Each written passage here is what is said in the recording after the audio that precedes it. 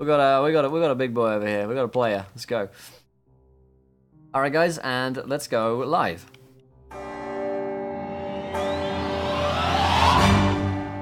Hello, everybody, and welcome to Encounter Roleplay. My name is Will, and today we are back for the third and final game of today's sessions, which is The Haunt. This is episode 1 of The Haunt as we dive into this dark adventure for the first time today. And of course, we've got a fantastic cast and crew to join us once again. So let's go around and let's figure out who we are and who we're playing. And let's start with Rem up the top left there. How you doing, Rem?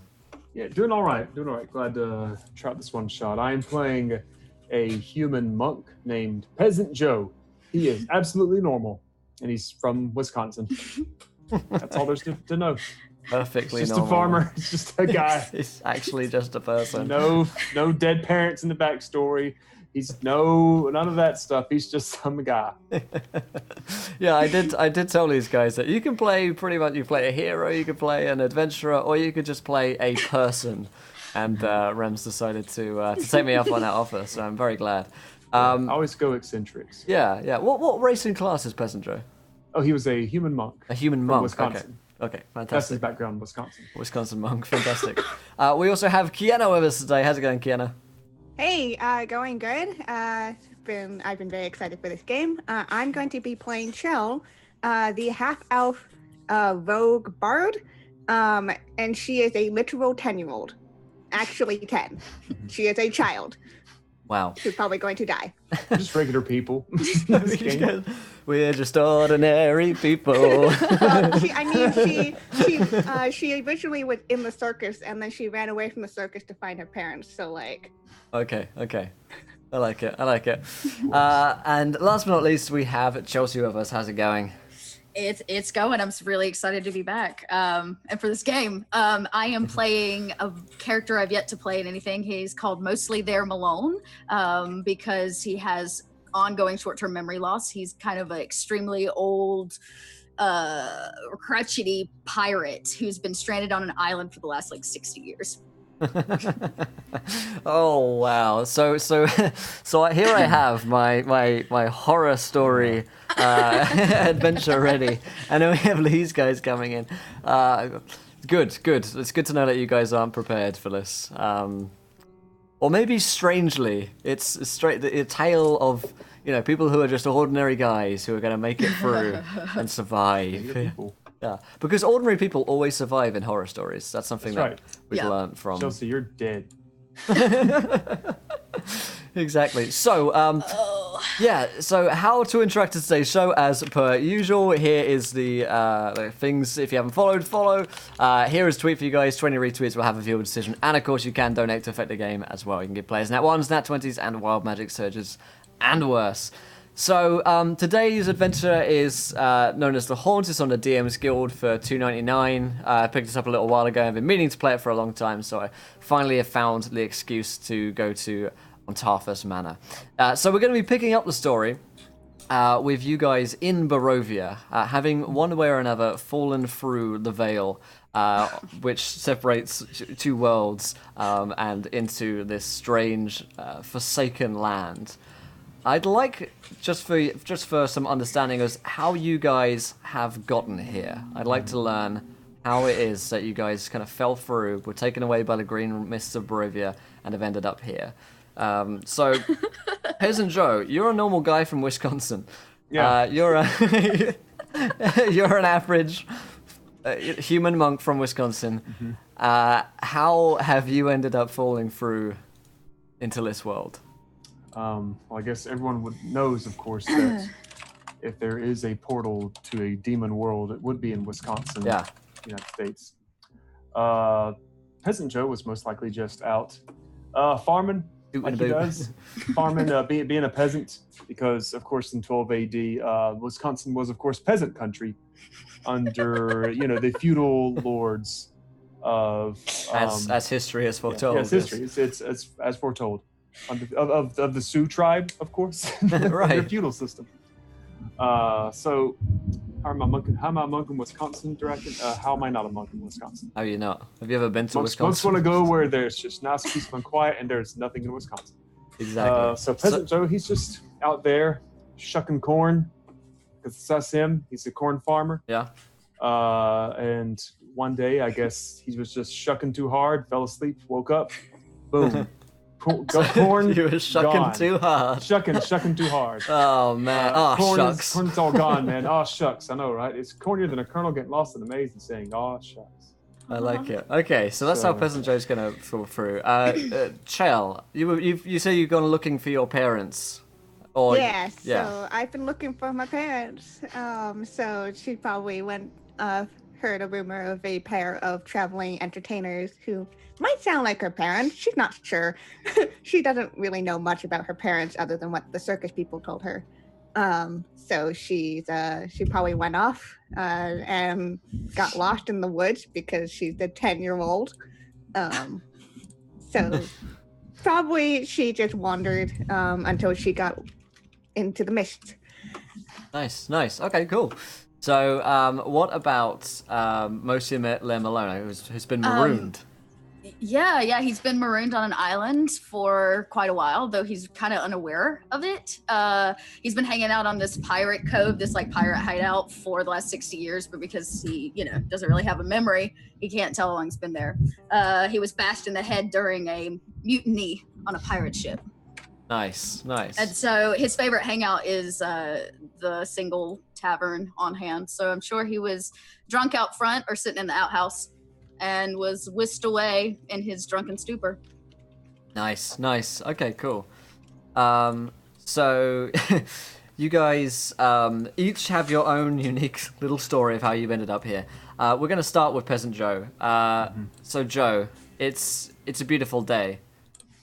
You're outside in Wisconsin. You're shucking. It's a great day to shuck. And thank you so much to Zangmak for the host. Thank you, buddy. We're just starting our adventure in the Haunts, so you just joined in at the perfect time. Our game is just right now beginning. Thanks so much, buddy. And if you guys don't follow Zang, check him out here, my friends. So yeah, President Joe, you're outside.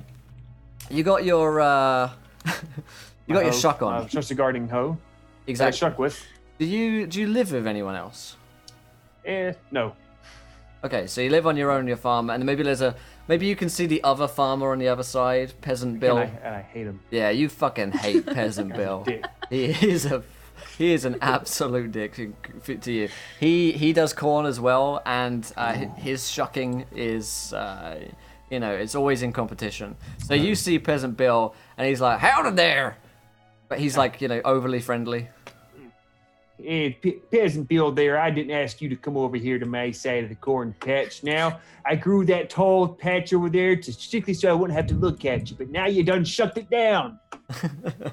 He's like, and he goes back to his own little corn patch, and you continue to shuck away, and you want to prove yourself. You want I do. You want to show it. You want to show that Bill exactly how much you can shuck. And it's hours, it's days. Time goes by, and until your hands are bleeding with the shucking which you are performing, until eventually you pass out from the heat, and you feel like you've died. Exhaustion. You've died from exhaustion out here, and as you die. Mm-hmm. Your eyes close, and you know that this is the end. Thanks, guys. It was great playing with you. Good game, everybody. Best of luck, Shell, and mostly there Malone. But then you realize something has happened. Oh no. You open your eyes, and all around you is darkness and green mist. And underneath your feet is earthworms kind of crawling around in the mud.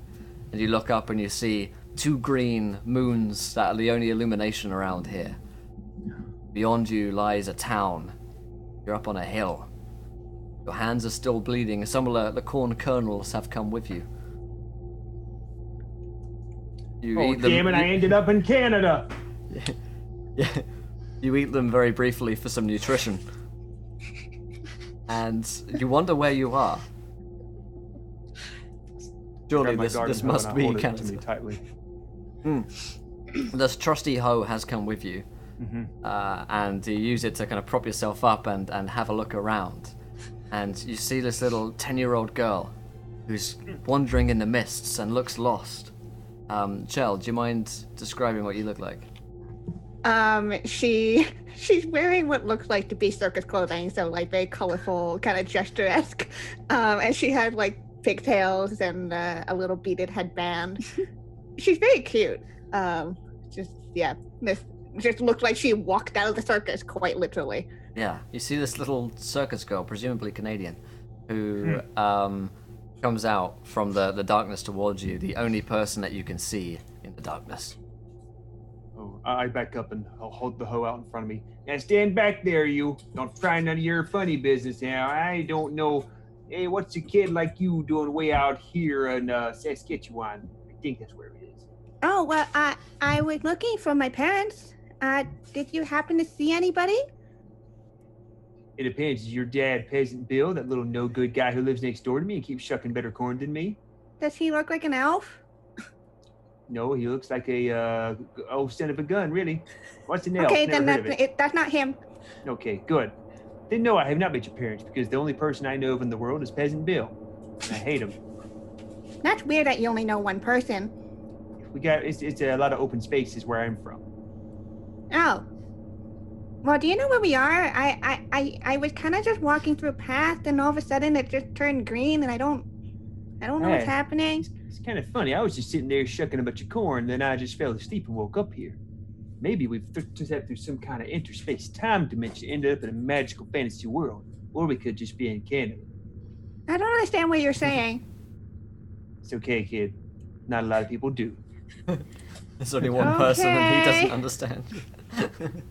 So Peasant Joe doesn't know anyone except from Peasant Bill, but he does understand interdimensional time travel. Hey, I'm left with a lot of books, even though I can't read. Okay. Pictures, they tell stories. So, so cutting over to mostly them alone, you've basically just passed out, drunk in a tavern, and you've just gone wandering as far as you can tell. And as your kind of stupor parts before you, you see as your eyes open that there is a peasant before you with a hoe and a little 10-year-old girl, and you're somewhere in green mists and in darkness with 2 green moons above you. You don't scare me. You step out of that mist. Yeah, you see that little girl? You ain't scared nobody. I wasn't trying to scare anybody. Do I look scary? I said step out of the mist. Okay, good lord. Here, just hold your horses there. Good guy. And I walk out regular. Hey there. Where am I? Where did you come from? Oh, geez. Everyone's always wanting to know everyone's life stories down here, I swear. Yeah, I'm from a farm. You probably haven't heard of it. Not a lot of people do. And I was just shucking some corns and woke up, found this kid, and she's been following me. What Then kid? I found you. This one. Hey. I peek out from behind. Oh, Joe. is that your kid? Nah, I just found it. Excuse me. I'm sorry. I've only seen one person in my life until now. Good lord. Mostly there, Malone walks really, really close to the little girl, like leans down, stares at you intently, as if he's trying to figure out what you are, as if he's not seen a child in a really long time. Hi, mister. He leans back. Where are we? That's what we've been trying to figure out. I have no idea. Yeah. Yes. Okay. Oh, Yes. We're either in Canada or some kind of creepy vampire world. I don't know which one. I get them mixed up a lot. Vampire? What's the boogers of vampire? Well, I don't really know. Can I make a history check to find out? Yeah, go ahead. All right. Let me just check my Twilight book here, see if I can figure out what they are. Oh, goodness, that's a -1. Oh, no.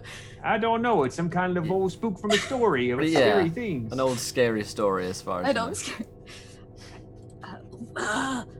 Well, what's a Canada? Apparently we are. Oh. Damn.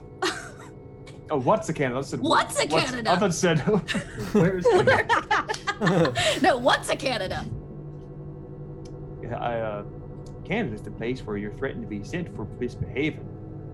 He like twitches. Are you okay? Kinda... So Joe, you've been stumbling around here for some time. You haven't seen any signs of civilization, but now there is a town down at the bottom of the hill that you're at, and this is pretty much the only sign of other people, along with these two, that you've seen in a long time. Oh, you guys see that? I think I see a town. Maybe we should go ask people there. I think they'll be friendly. Town. Yeah, town. Where? It's right there. Do you not see it? He squints really, really hard. Oh, town. I pushed the little kid forward. Hey, maybe you should go in there first. You sound a lot better than at dealing with people than I am. Not much of a people person, and this guy's not much of a person at all. Oh, but I mean, like, going by myself seems kind of scary. I don't. I'm sure they're friendly people, but I don't know. We'll follow behind you and keep an eye on you in case something bad happens. Give us the signal. Just give us the signal. Yeah. What kind of signal? How about shuck and plank? Because you're a pirate, I'm a farmer, and that's our code names. So do I just shout shuck plank? Yes, or plank, shuck, whatever order you want to go in. Okay, I guess that works. Okay, I can remember that. Or you can just say help, or oh dear, help me, somebody, please. Oh God, wave your hands around. Just wave. Yeah. That sounds good too. I will start venturing towards the town. I grab like a bush and like hide behind, like I'll tear the bush out of the ground and sneak behind her. You tear a bush out of the ground. Yeah, like I solid snake it. You solid snake it, yeah. But I'm holding up my garden hoe like it's some kind of periscope, even though of course that's not how it works. Malone watches you like walk past and contemplates for a moment, and then just hobbles behind you. Okay, there you go. Hide behind the bush. So, so Joe, you're headed alone into the town. As far as you can tell, there's like, maybe 20 or 30 buildings here, and it looks particularly quiet in town. You see there's like a tavern that looks like to be the main hub that looks like it's got some lights on in it. Most of the other houses look pretty dilapidated, old, sort of dusty, like no one's lived in them, and there are no lights on inside. Hello? Anybody? No one responds. I'm gonna head towards the tavern because Of course. we're sending the 10-year-old in to check out the haunted tavern. Well, hey, now I don't drink. It's part of my life there, and I think you've had enough already, miss. Well, I mean, being part of a circus group, I'm sure I've spent a little bit too much time. And knowing taverns are usually a okay place to be. I'm gonna like prop myself outside the door to the tavern, inside the bush. Yeah, okay. And just no, Malone properly. It's a tavern. He followed you in. Nice. I follow them into the tavern as well, still in the bush. Still in the bush. I'm gonna turn to Joe, who I've just seen now at the bush. Are you trying to be sneaky? Hey, of course I'm trying to. I'm not trying to be sneaky. I am sneaky. See, they won't. If the people will see this bush and go, "Oh, gee golly, what's that bush doing in here?" Oh dear golly, what's that bush in here? Says the tavern owner. I mean, I'm a kid, but I'm not stupid. I'm not trying to fool you. I'm trying to fool these people. I know you're not stupid. Why do you think we're sending you first? I mean, you can have Malone talk to the people, but he doesn't got any teeth. I guess that's true. Let's go in, I guess. Okay. All right. So the three of you go in to the tavern. You see it's this old, ill-used little tavern with no one else drinking at it at this time. Looks like it's probably quite late, but there is a kind of patron at the bar, I suppose, along with the owner as well. The patron seems to be this kind of pasty, blonde-haired, and slightly kind of like sweaty-looking individual. He seems to be human with quite sunken eyes, and he's at the bar just drinking. And he seems like he could be asleep or dead at this point, really. He's kind of hunched over into his cups. And the owner of the tavern is this slim and quite well-dressed man with a thin little moustache and dark hair. And he just slams on the table really hard to wake up the blonde-haired gentleman who's like, what? And the tavern owner says, "Get out. We have customers." And he... Like lightning flashes, little girl, bush, creepy old... Yeah, he looks at the three of you, immediately assesses that you are perfectly normal customers, and the blonde gentleman just kind of like swaggers out of the bar quite drunkenly. And the owner says, "Now, how can I help you? I can see that... I'm gonna walk Are you lost, over... little girl?" I'm gonna walk over to the counter. I'm gonna haul myself onto the counter because I'm short and I would like to be eye level. Be like, yeah, we're lost. Where are we? That man keeps thinking that we're in Canada, but I don't know where Canada is. No, you're in Barovia. Is this your father? Points to Malone. Oh, no. We found him on the road. Oh, is this your bush? Points to Peasant. I am. Oh, shit. Yes. You have a talking bush. Yeah, because that's super normal. Yeah, talking bush. Okay. I just smile winningly. Interesting. So you want a room for the night? I'd take some booze. Well, there's plenty of drink here. He goes and pours you a glass of ale. My name is Ras Grell. Pleasure to meet you. Yeah. Nice to meet you too there. Nice to meet you too, Mr. Bush. Well, you offered a room? A room, yes, but perhaps just a room. Perhaps you'd like something more grand. Perhaps you'd like a manor of your own. Mister, are you trying to trick us? I usually sleep in an outhouse.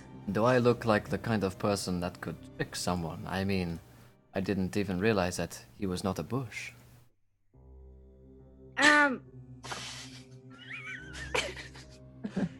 Well, I mean, I was told that I should be careful with strangers, so, But I am not a stranger. You know my name. Ras Grell. I've known you for 2 minutes? And yet it feels like a lifetime. So, You're weird. we're all out of rooms here, but there is the manor, which I could Okay. direct you towards. Montafas Manor. It's just on the hill south. I could give you a set of keys if you want. How much does this manor cost? Oh, that's the best thing. It's completely free. Nothing's free. Oh, well, you do have to walk there, and if you get inside, if you could water the plants, that would be very much appreciated. And there is a cat as well. Whilst you're there, make sure to feed her. Think of it as a house sit. I don't know what house sitting is. Well, you see here, and like I like leaning real close, so the bush just on top of her head. You see here now, it might help us out if we just had some place to hunker down for the night and figure out where we're going. I mean, this guy is gonna give us an entire house. I mean, it's just, I mean, I know these Canadians are they're just nice. Trust me, they're really nice to the point where it's kind of scary. So, hey, it's not that unheard of for them to just give you a house sometimes. If you say so. I've never been given a house. Have you ever been here before, my friend? No. Well, then that is why, isn't it? You have found your home. You've convinced Malone. Cho is like, well, these are two adults. If the two adults think it's okay. Right. So weird. You know, there is a friend of mine. He's at the manor, or at least went up there. I haven't heard from him from a little while. I wonder if you could check in on him for me. His name is Nathan. He's Okay, mister. He's younger, like this one. Like my age? Little bit older. Another. His age? Want him alone. Little bit younger. Somewhere in between the two. Peasant Joe nods understandingly, even though he can't be seen nodding. The bush just moving. Well, as long as I'm not expected to remember his name, we'll be okay.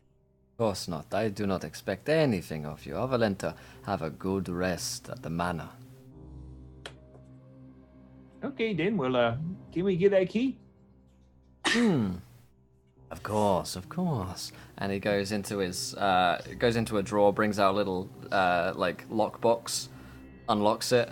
Inside there's another key. He brings out this little silver key, relocks the lockbox with this key, and then puts it in his drawer, closes the door, gives you the little silver key. There you go. Simple. Mister, that seems really complicated. Yeah, it's the most simple system in the world. There is a safe box. I have a key to the safe box. I unlock the safe box. Inside there's a key. I untake the key out, and then I lock the safe box with the key, and then I put the lockbox in the drawer. I close the drawer, and then I give you the key. What could be simpler? You lost me there, but okay. Just put it in my bush there, and we'll head on out. I'll put it in your bush. Thank you. My bush accepts the key.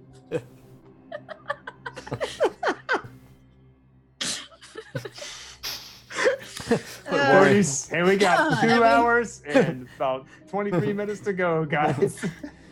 I hope somebody's counting the bush jokes. So he's giving you the key, and Ras is smiling. If there's anything else I can help you with, then please do ask. But it's getting late. You must be tired. Yeah, I'm feeling bushed. God damn it. And with that, Peasant Joe walks away. Malone hobbles behind you. I give one last look at the dude. Okay. He smiles. Have a good night. And slowly back out and immediately run. It is you. It is you who will have the good night. That's not creepy at all. The door closes behind you as if on its own accord. Well, that wasn't scary as hell. Now was it? Wait, what'd you say? He comes. What'd you say? He comes and opens the door. Oh, sorry, it does that sometimes. The wind. There was no. Okay. Sorry. So, where's this house? My feet are killing me. Well, I imagine it's right there, outlined by that sudden flash of lightning. Oh, I see it. It looks cozy. I mean, we should probably rush before the storm comes. Yeah, true, but don't forget we gotta find Nathan and find the cat. Well, Right. I think both of them are supposed to be at the house. Who's Nathan? I think it's the cat. Let's go. Okay. I saunter that way, Yeah. push in hand. Yeah, so it begins to rain as you guys as the thunder gets closer and the lightning does as well as you make your way up this muddy hill. And it's a kind of thick sort of mud that you're going for that really sticks to your boots and it gets really hard to go through. And at the top of this hill, you do see the manor. And it looks fairly big, pretty standard Gothic architecture for any kind of manor on a hill. And as you get up to it, you approach the mansion, you see that the darkness of this stone is unnatural and almost tainted, and the air grows thick. And what little light that the night gives somehow becomes duller and duller the closer that you get to the dwelling. And there is a kind of sort of double doors in front of you, rather, as the gate to this manor kind of swings open as you push it.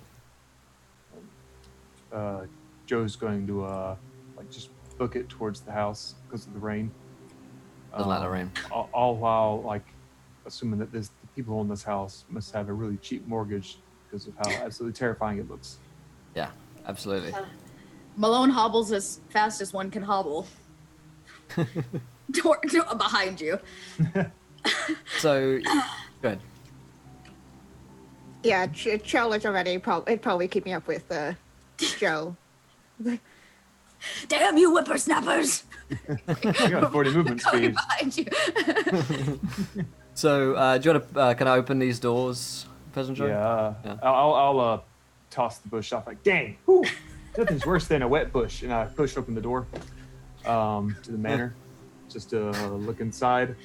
Yeah. Oh, there.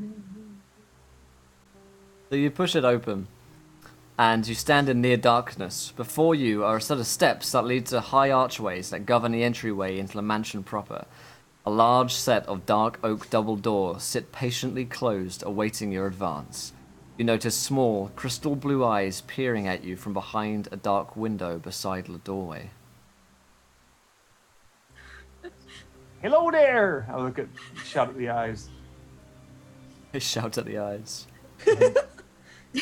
Malone takes his cane and taps on the window, or like, come out of there! This is our house! I hit it with my garden heel. Yeah, get to it. Roll me a perception check real quick. Oh, jeez, both of us. Both of us or just Malone's? Anyone who's looking at the window with the eyes. I'm looking at the eyes. Okay. With your special eyes. Oh no! What do your peasant eyes see? Oh my god. My brand. We see fucking nothing. So yeah, you guys can't make out the eyes, but they, after Peasant Joe you shout at them, they pretty much just disappear. Every time I see a pair of eyes staring at me creepily from the darkness, they always run when I yell at them. It's like, hello, okay then, hey cat! Cat! I shout out, trying to call the cat. Is that how you call a cat? Yes, I don't think that's how you call cats. It is. It's a cat call, and so you see. Okay, cat. Come Cat. here, cat. It's what all the college kids do. They drive around town a lot, and they just scream cat. Oh my god, kids. How do you know that if you never interacted with people before? I saw it on an episode of CSI. What's a CSI? I don't know. It's just a bunch of letters or something. That seems reasonable. I don't ask questions. I don't even know what TV is. Damn it, I'm lost. Stumbles around. So as you guys step in and start searching for the cat, you hear a loud creak from behind you as the doors close, and the crystal blue eyes have now gone. Looming black space behind the entryway stares menacingly at you, inviting you into its abode. Oh, How dark is it? yeah. Pretty dark in here, and as you have dark vision, you're not going to be able to see very easily. It's darker than a pirate's soul in there. I ain't going in. Oh my goodness, that's gonna be super dark. Darker than a pirate's bush in there. Oh man. So I'm going to just search for whatever I can to put together some kind of. Oh wait, hang on. Let me see this thing.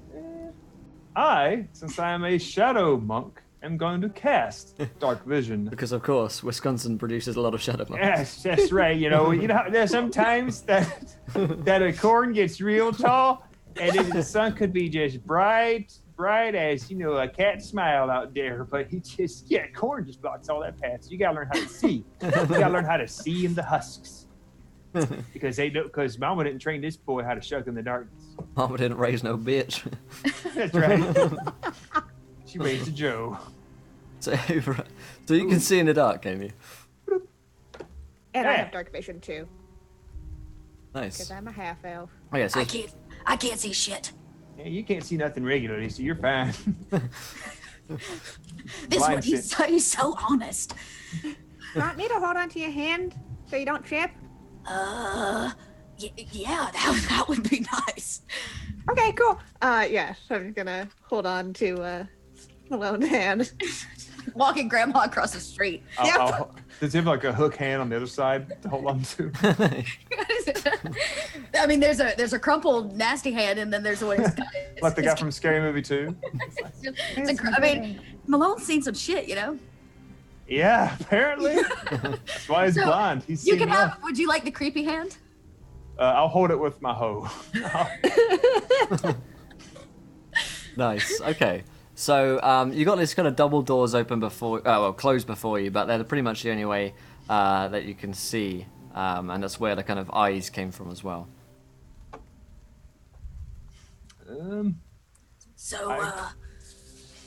Let's see.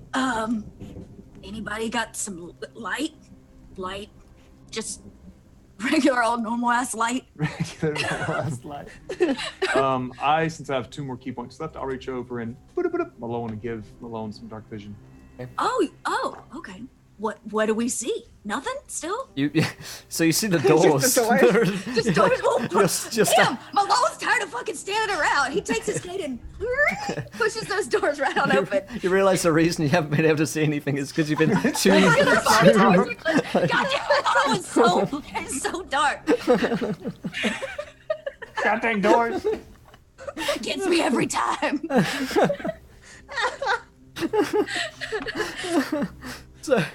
Rob some corn cobs. It's just so confusing, damn Rob, bro. So, you open the doors. Real great group, guys. You guys have got this on lock. So fast. So, you got my key points so we can see a damn door. Mm-hmm. So, the entry foyer has a large open space with a floor of black marble. 2 imposing-looking demonic statues stand to either side of the foyer, as if motionlessly keeping watch over the empty room. And you can see that there is also, at the kind of opposite side of this room, a stairwell which leads upwards into the manor. I want to investigate this demon statue. Okie dokie. Is it lit in this room, or is it still dark? Lit, mate. No, now that we're here.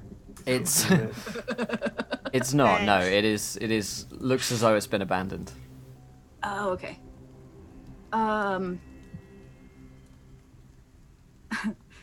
I poke the statue with my gardening hoe. Yeah, this is a fine looking ugly thing right here.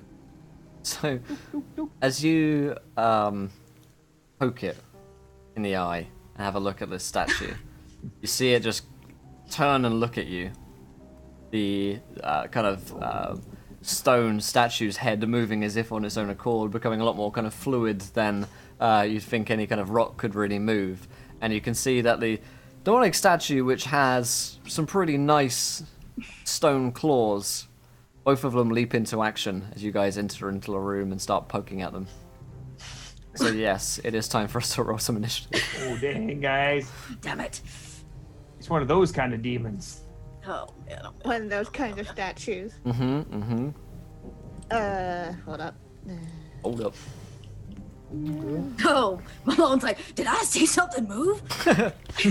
He's still like an inch in front of the door. Do you see that? Are you sure this dark vision's working? So Chill on a 20, Peasant Joe on a 22. Damn, son.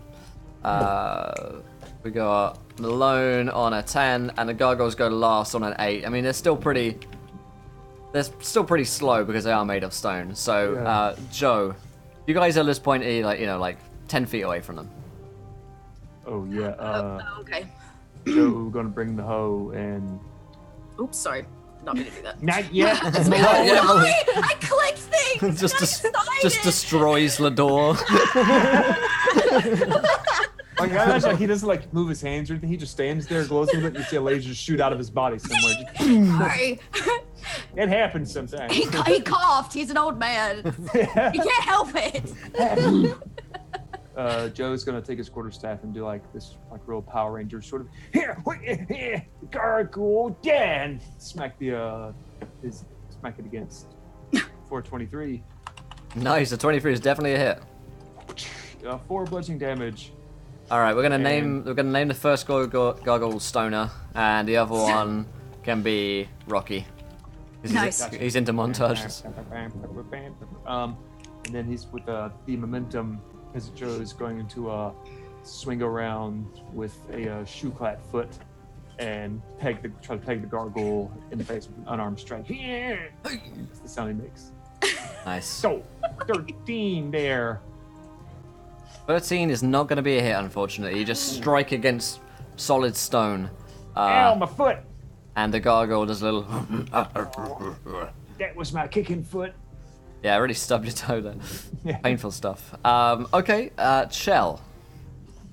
I am gonna be like, I'm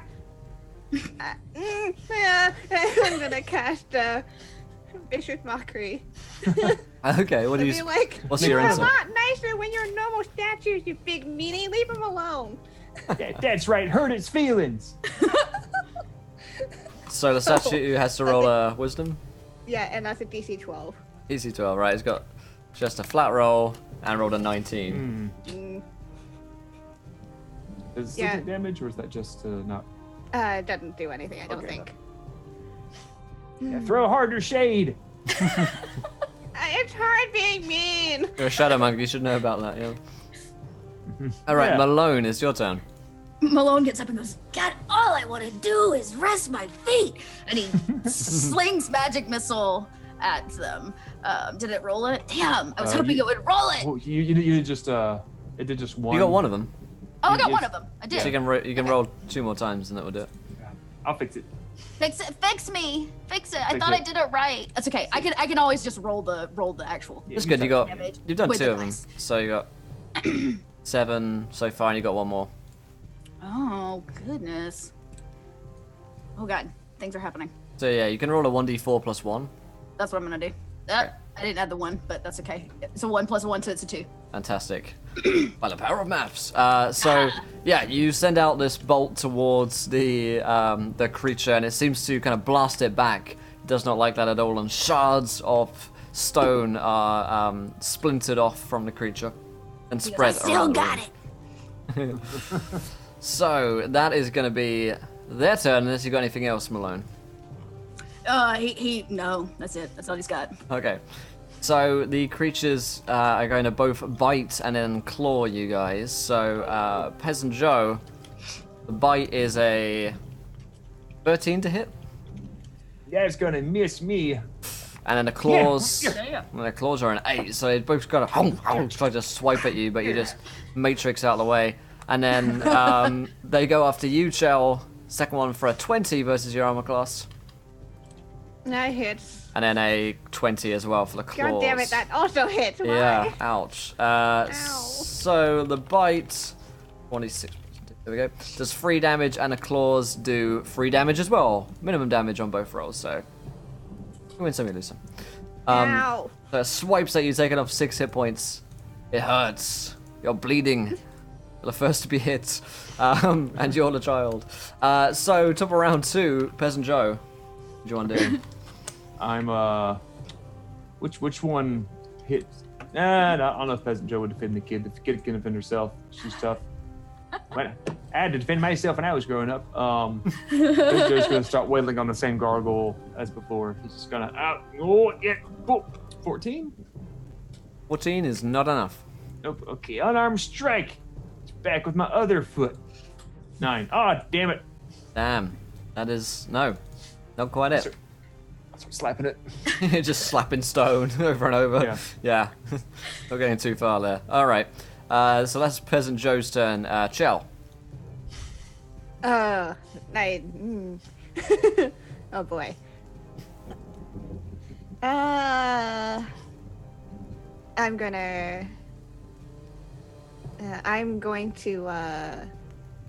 We'll say you were What's the- within 5 feet of Peasant Joe for the sake of roguey okay. things.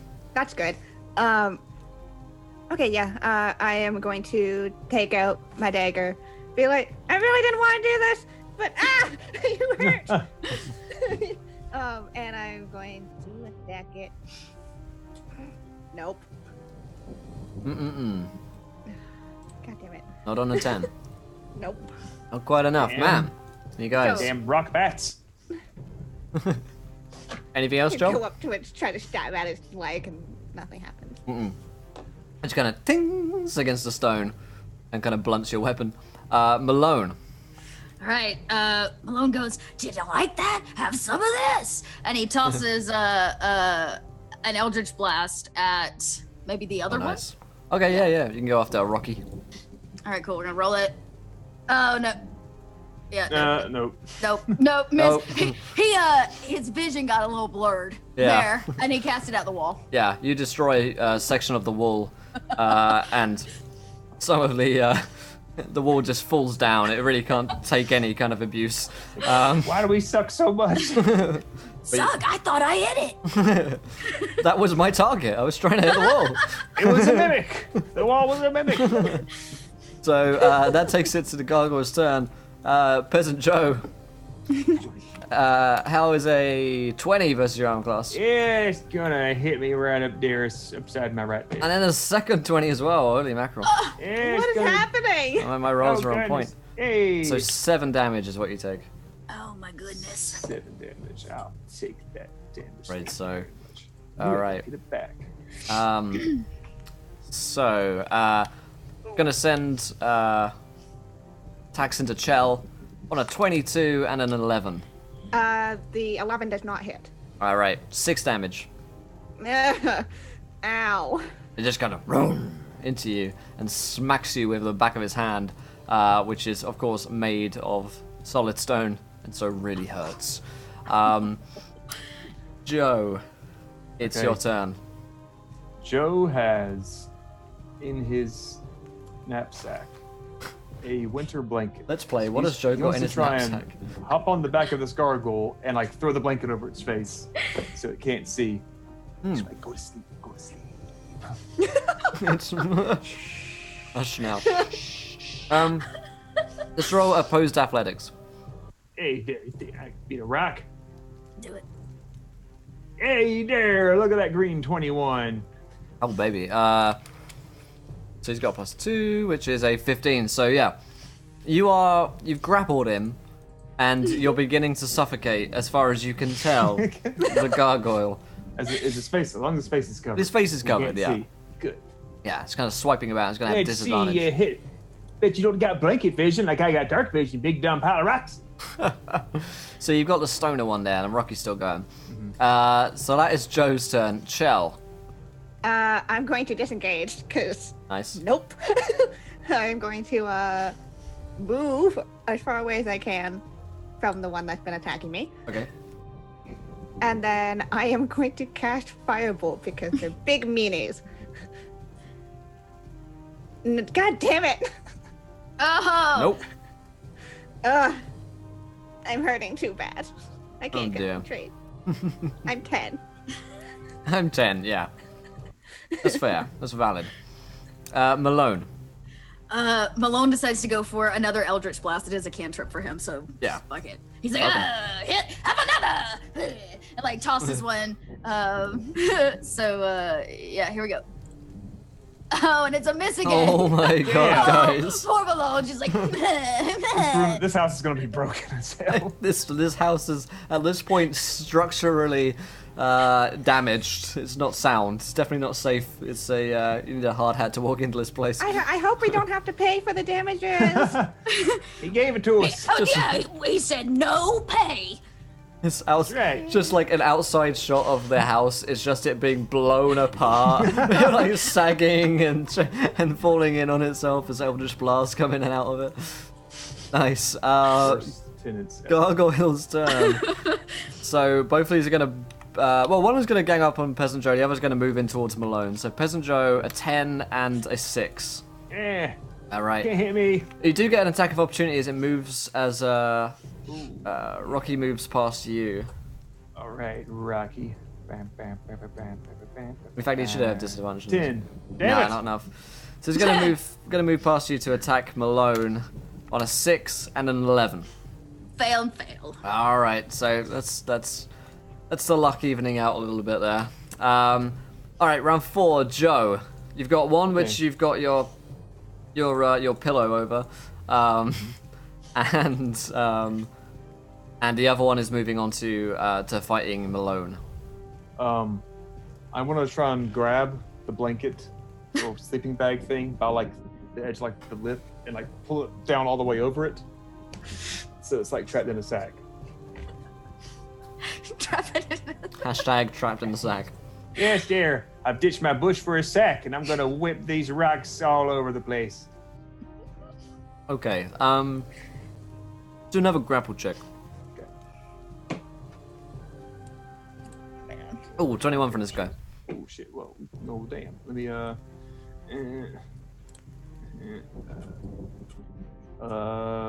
there's a 1 at the end of it. Come here, you. So you try and trap it in the sack, but it doesn't want anything to do with your sack. Seems like quite the opposite, actually, is happening at the moment, and it's just managing to evade it. Like it's still covered, but you can't like completely tie it up and let it run away. Chell, you see, you're not quite sure what Peasant Joe's doing. I'm keeping this one busy. Y'all get that one. You have a distinct impression that you're not old enough to be watching this. This is weird. I trust you. I believe in you, and I'm giving him my bardic inspiration. Nice. I believe in you. Believe in that sack. Thank you, small kid. And she's gonna look at the other one, and she says, "You're not gonna make us hit rock bottom." And she's going to cast. Oh god. She's going to cast hideous laughter. So that's the one on Malone, yeah? DC 12. Nice. Wisdom saving throw. Saving throw is a flat roll. 14. Oh. God damn it! No. Anything on a miss? That is a miss. All right. Ugh. Okie dokie. Malone. All right, Malone has given up on slinging about magic, so he's gonna toss his words instead, and he casts vicious mockery on the one not in the sack. Okay. And he says, "You're uglier than the back end of a pirate whore. You need to sit your ass down and listen to your elders." And Pirate whore. and he Worst kind of whore. They brand themselves. You have to make that wisdom save. You have to make that wisdom save. Okay. So what's up? That's a 4. Hey. He does not make it, so he'll take the 1d4. It's just 1d4. All right. Yep. Worth of psych damage. Nice. Is that vicious think mockery? So what? Is that vicious mockery you're doing? Mm-hmm. So it gets disadvantage on its next attack. It does. Nice. Alright, I'll try and remember that. Fantastic.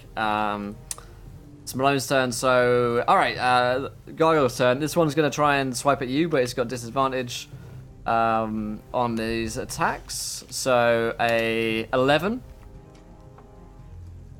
On Malone, sorry. It does not. Okie dokie. A 19. Yeah. Yeah. Well, you missed on that 20 there, so... I did, yeah, I did. Yep. So 4 damage is what you take. Oh, okay. Just pummels you with its stony elbow. And the other one is on the sack with Peasant Joe. And it also has disadvantage because he's currently been sacked. It's been Got that sack attack. been made redundant. And just gonna hit you for a 15. 15 will hit. Oh, Okay. good. And then second attack is a 15 as well. Damn it. Yeah, unfortunately, magic number. he's kind of reaching above his head to pummel you. And that's a 3 and a 4, so 7 damage. 7 damage. That's okay. I've been hit by bigger rocks than you. All right, then. So that is top of the turn, and Joe. Okay. Is the gargoyle flying? The gargoyle is not flying. Okay. I was gonna try and steer it somewhere. Okay. Then with its face covered, Joe's just gonna like grab the garden hose, just like yeah, die, you son of a bitch, and start smacking it really, really hard. 16 to hit. 16 is a hit. Yes. Oh, 9 bludgeoning damage. Yes. Quack, quack, quack. Very nice, very nice. Finally, you guys are hitting him. All right, finally they're getting whacked. And then he's gonna come around with like his other kicking foot. Nice. And boom, 22 to hit. Whoa. For 7 Fantastic. bludgeoning damage. That'll Dick do it. punching. That's right. That's the kind of damage it does. Nice, another 7. There we go. All right, it looks like it really felt that one. And is looking a little bit weaker than it was before. Yeah, let's quickly go around. Moondog's just got an in, top of the hour. What are our races and classes real quick? Peasant Joe. Human monk. Human monk. Chell. A half-elf rogue/bard. Cool. And Malone. Malone is a human coastal druid. Nice. Cool. All right, then. So that is the turn of Peasant Joe. So Chell, you see that the one with Peasant Joe, Stoner, is taking some damage, whereas the one of Malone is, whilst feeling bad about himself, still going a little bit stronger. Okay. I'm gonna be like, leave the nice old man alone, and I'm gonna use firebolt. Nice. Hey. Oh, there it is. Finally. Nice. That'll make up for it. Oh, Nice. that's taken so long, guys. Hey. All that damage though. 5 works. Does my winter blanket catch fire? It's on the I'm one attacking on the one that Malone, yeah. Oh, Malone. Okay, never mind. So unfortunately not, but That'd be kind of cool. yeah, it looks like it Yeah. hurts. It hurt it a lot more in comparison to your Psychic damage. in comparison to like your bludgeoning damage. So like when you've been like hitting it with a stick, it doesn't look like it cares as much. Whereas when you like blast it with magic, it looks like it hurts it a lot more. Probably because it's like made of stone, and you know hitting it with stone doesn't hurt so much. So that was the turn of Malone. Who just went then? Chell. Sorry, it's Chell. Chell. Yeah. Malone, your turn. Oh, he's gonna cast Eldritch Blast again.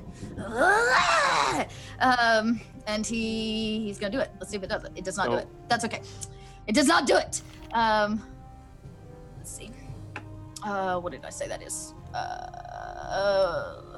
Sorry, gang. Bear with me. Go good.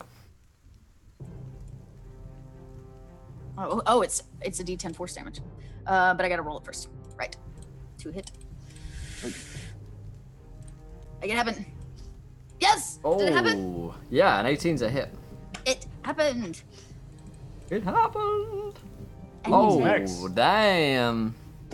Max damage, and this is on the one that you're fighting, yeah? Yes. All right. It's not quite dead, but you blast away, you know, half of its like rubbly arm, and it just falls back. Didn't like that at all. Did not like that at all.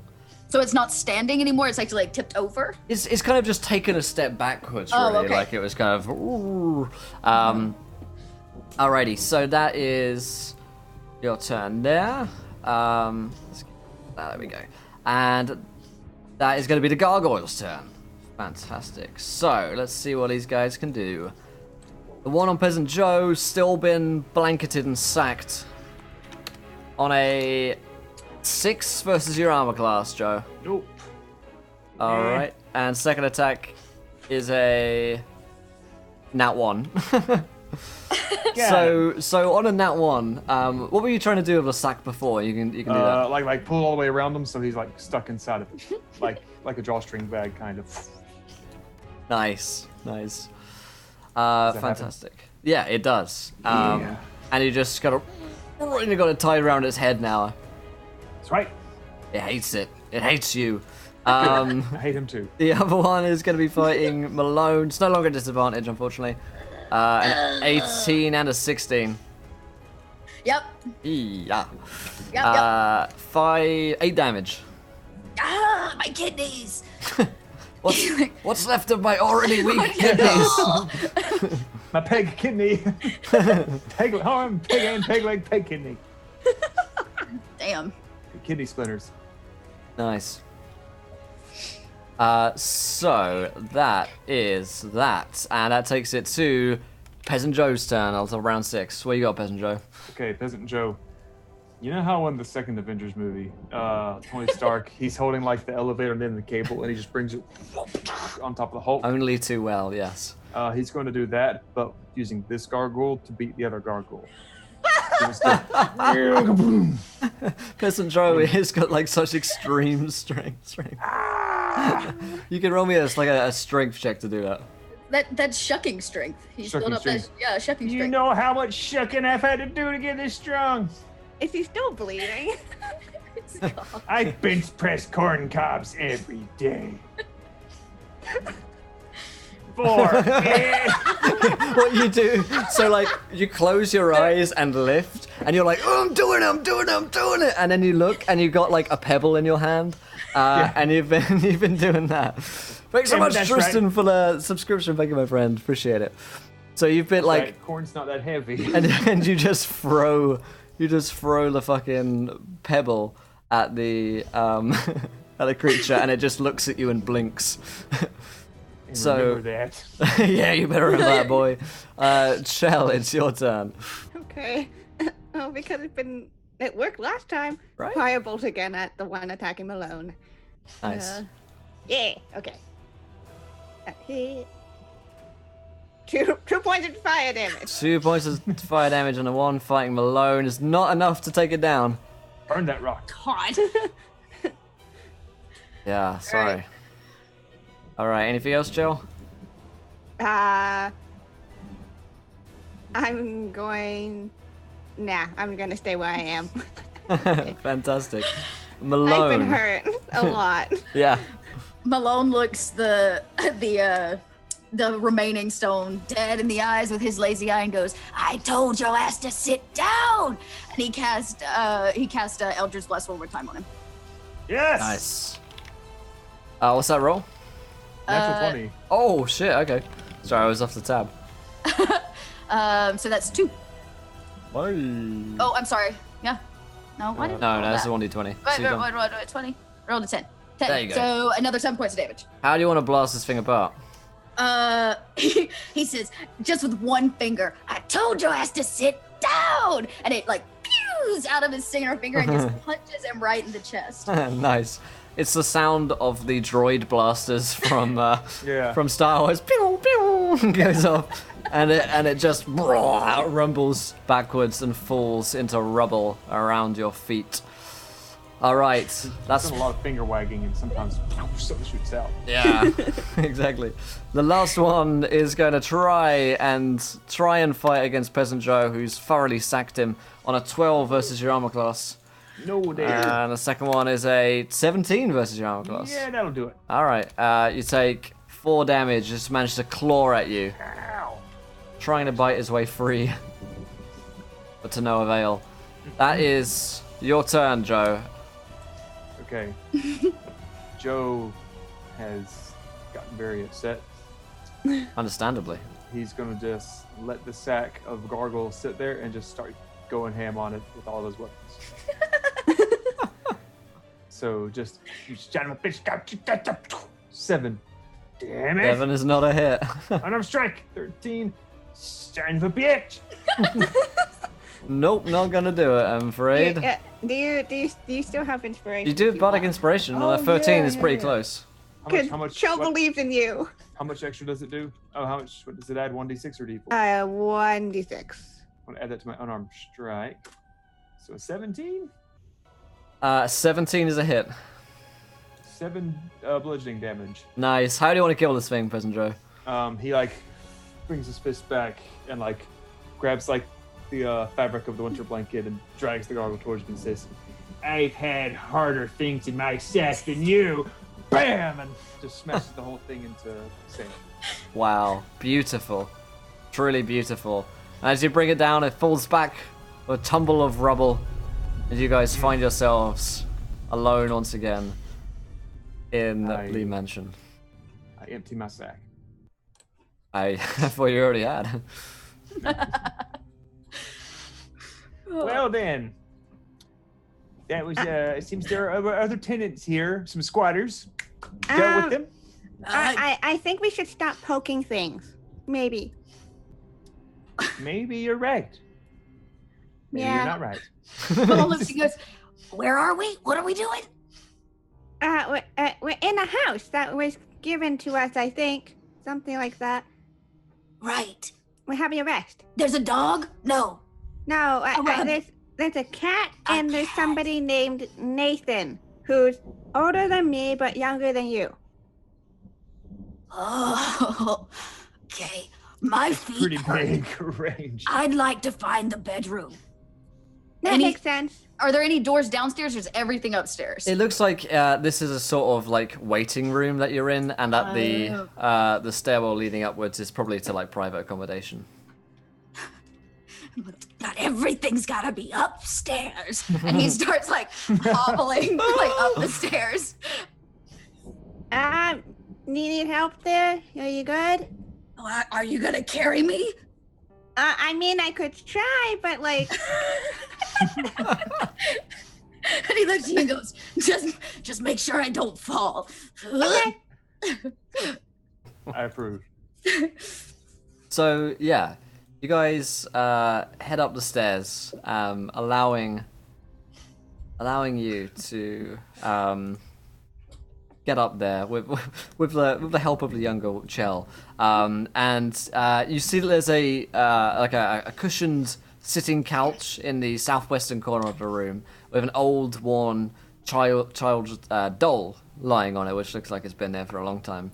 On the northeast corner, you see that there is a portcullis blocking the way to what looks to be sets of rooms to stay in.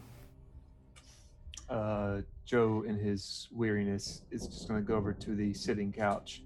Comment, oh man, sitting couch is much better than those standing couches. Toss the doll to the kid. Here you go, kid. And then lay down on it. What? Elders first? Well, I'm like hobbled over, like. I'm sure there's a coffin. Like beat you this cane to make room. Go find a coffin somewhere, old man. Was that an insult? And he says, I'll just go find the bedrooms. And he turns and starts, he said there's like a hallway. Yeah, there's a hallway, but it's blocked by a portcullis. As you get towards the portcullis, you see that there's a little statue of a griffin with its kind of claws and arms up in the sort of traditional pose, which is next to the portcullis. Don't poke the griffin. Yeah, maybe. Poke the stone animal. It's gonna be Pokes great. the stone animal. It's not huge. This one is, like the size of like a bust, really. He goes, what is that? Do you want me to look at it? I can look at it. Sure. Okay. What is it? Can I investigate it, Will? Yeah, roll me an investigation check. 'Cause I'm somewhat okay with that. Ooh. Okay. So yeah, on a 14, anyone else roll on that one, or was that? Yeah, just 14. You see that the paw or the claws of it look like they move. It looks like there's a seam in the stone. It looks like it could be manipulated. Huh. Okay, well, I think we have to move the claws, but it might have to be in a specific order or something. I don't know. But yeah, those can be moved. Malone leans in real close to try to see what she's talking about. Are there any lamps around here? We'll say there's like a torch which isn't lit in the wall. I'm gonna use prestidigitation to light it up. I'm tired of it being dark. Oh, Malone like backs away when the lights go on. He's like, oh, thank you. And he hobbles back over to the couch and pokes you. He's like, hey, you. Wait, I poke him back with my hoe. Get away. Come look at this. It's special. I groan and I get up and what am I looking at? Well, this griffin statue, which is next to this weird gate thingy, it has this claws. It seems like it can move. Stone creature, claws. I take out my hoe and I beat the fuck out of it. Roll me a strength. Beat the fuck out of it. I've learned my lesson. 14. 14, you just destroy this statue completely. It's just rubble How much and XP dust on does the it give floor. me? Yeah, Jesus, boy. You gain half an XP. Nice. Well, last time we found a stone monster with the claws, the damn thing near killed me. I made sure to kill it first. Well, use that strength to open this damn door. Fine, just back up. God dang, son of a bitch, Lord. So you're gonna try and take down the portcullis? Yeah, he like does like get something like a deadlift. Yeah. And just like, all right, there. Is It's all in the back. It's all in like the lower back, the whole spine. Don't even move your legs. It's just all in the Lean spine. And then just sweat your spine. Mister, I was Spread your legs real far apart to get lots of leverage. And just move your spine.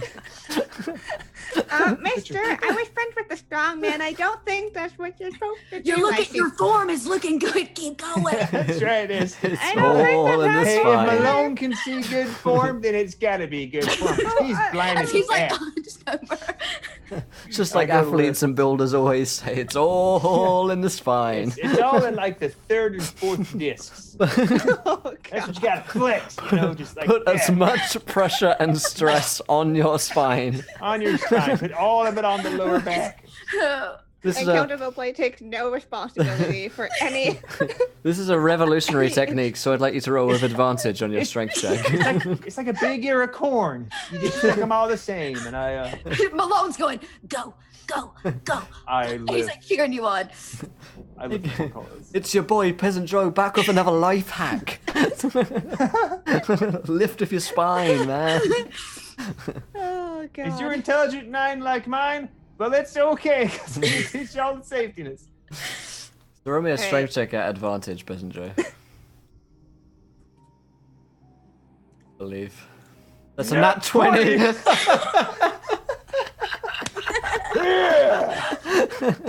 So, with an ungodly feat of strength, which you didn't know that he possessed in his arms, but it's because he actually only possessed it in his spine, the portcullis is lifted up by Peasant Joe, leading down into the hallway, which looks like it has several doors either side and a door down the end of the corridor as well. He goes, well, thank you. And Malone just like hobbles underneath the door first and hobbles into the hallway. Yeah. Good job, mister. That was really cool. That's right. Oh, I just remembered. I'm still holding the doll that Joe threw at me. Oh, yeah. Oh yeah, you still got the creepy doll. I have the creepy doll. Nice, nice. Can I look at the creepy doll? Yeah, roll He's me, like, ooh. roll me an investigation check. Okay. Roll it on this side of the portcullis. Oh, yeah. Wow. 12. You notice that the eyes of the doll are a crystal blue. They're a little bit similar to the eyes that you saw in the window before. Misters? What? I run towards them. I'm like, and I hold it up towards them. Do these eyes look familiar to you? Because they really do, and it's kind of scaring me. Give me that. I snatch the doll. I put it where the portcullis is going to land. And then I pop underneath it so that it onto the doll. Yeah, the doll is like, the doll is like pierced by the portcullis, like through the heart, basically. And I'll take the bring closer. Listen here. If it's got a face, I'm gonna kill it. I thought it was kind of cute. Well, now it's kind of dead. I don't even alive. Can you kill them? Why does Peasant Joe just kill everything? Hey, if I think it's gonna come to life and attack us, I'm gonna take it out. Don't worry, kid. I'll make you a new doll out of a bunch of corn cobs. It'll be beautiful. You can even eat it when you're starving. Sounds good. Yeah. We're friends again. So you look into these rooms that are down there this side, and you can see their bedrooms. They've got all sorts of nice furbishments, I suppose. Big beds, bedside tables, and the only problem though is that they look pretty moth-eaten, like no one's lived in it for a long time, or changed the sheets for ages. This is my room. Well, I picked this one. No, I picked that one. No, I'm your elder. I picked this one. Don't make me put a sock on the door. I'll let him have it. Peasant Joe's a bit confused by that one. What does that mean? Is that how you hang him out to dry? What's that? I don't know either. It said that we know that it's his door. See, that must be what older folks do, I guess, who have to share dormitories. I guess so. It's don't kind have of weird. I don't have socks, but I got like a pair of like bright ass red long johns. I go and hang my long johns on the doorknob. Yeah, like that. Which means it's my territory. Oh. Okay. I guess I'll go find a room. Okay. Well, maybe she shouldn't be by herself. I'm not staying with her. Well, I'm not staying with her. I don't stay with people. I'm a loner. But I'm a lone peasant. I ain't no sharecropper. I got my own location. I ain't no sharecropper. Oh my god. I don't know. I don't know what it's like to be a dad. well, neither do I. I don't know what a dad's like. Well, neither do I. Wow. Well, I'm just saying, like there's been some creepy business happening Alright. in this house. I got an idea. Here. Give me your shoe, kid. Okay. I passed him my shoe. All right. Now we're just gonna take my long johns, your shoe. We're gonna put them all on the same door here with Malone's stock. And we're all just gonna bunk here for the night. You know, we don't want to split up or nothing. In case something Okay. sneaky happens. Well, I take the side closest to the door. Okay. So who's in the middle? That's how we can. I can kind of sleep anywhere. I've slept in weirder places. All right, kid. All right. Okay. I like where like normally I guess someone like I open up like the drawer and instead of putting like my gun in it, I put like the gardening hoe into it. And it's like poking out a good ways. Yeah. Actually, Also- no, I close the door and I put my hoe across it to like. Oh, nice. Yeah. Also, hi, yes, common threads of bonding. Ha, ha, ha. Hi. Malone doesn't usually sleep in a bed, so he's not exactly sure which way is the right way. Right. And so he just kind of walks up and falls like face down Yeah. into Okay.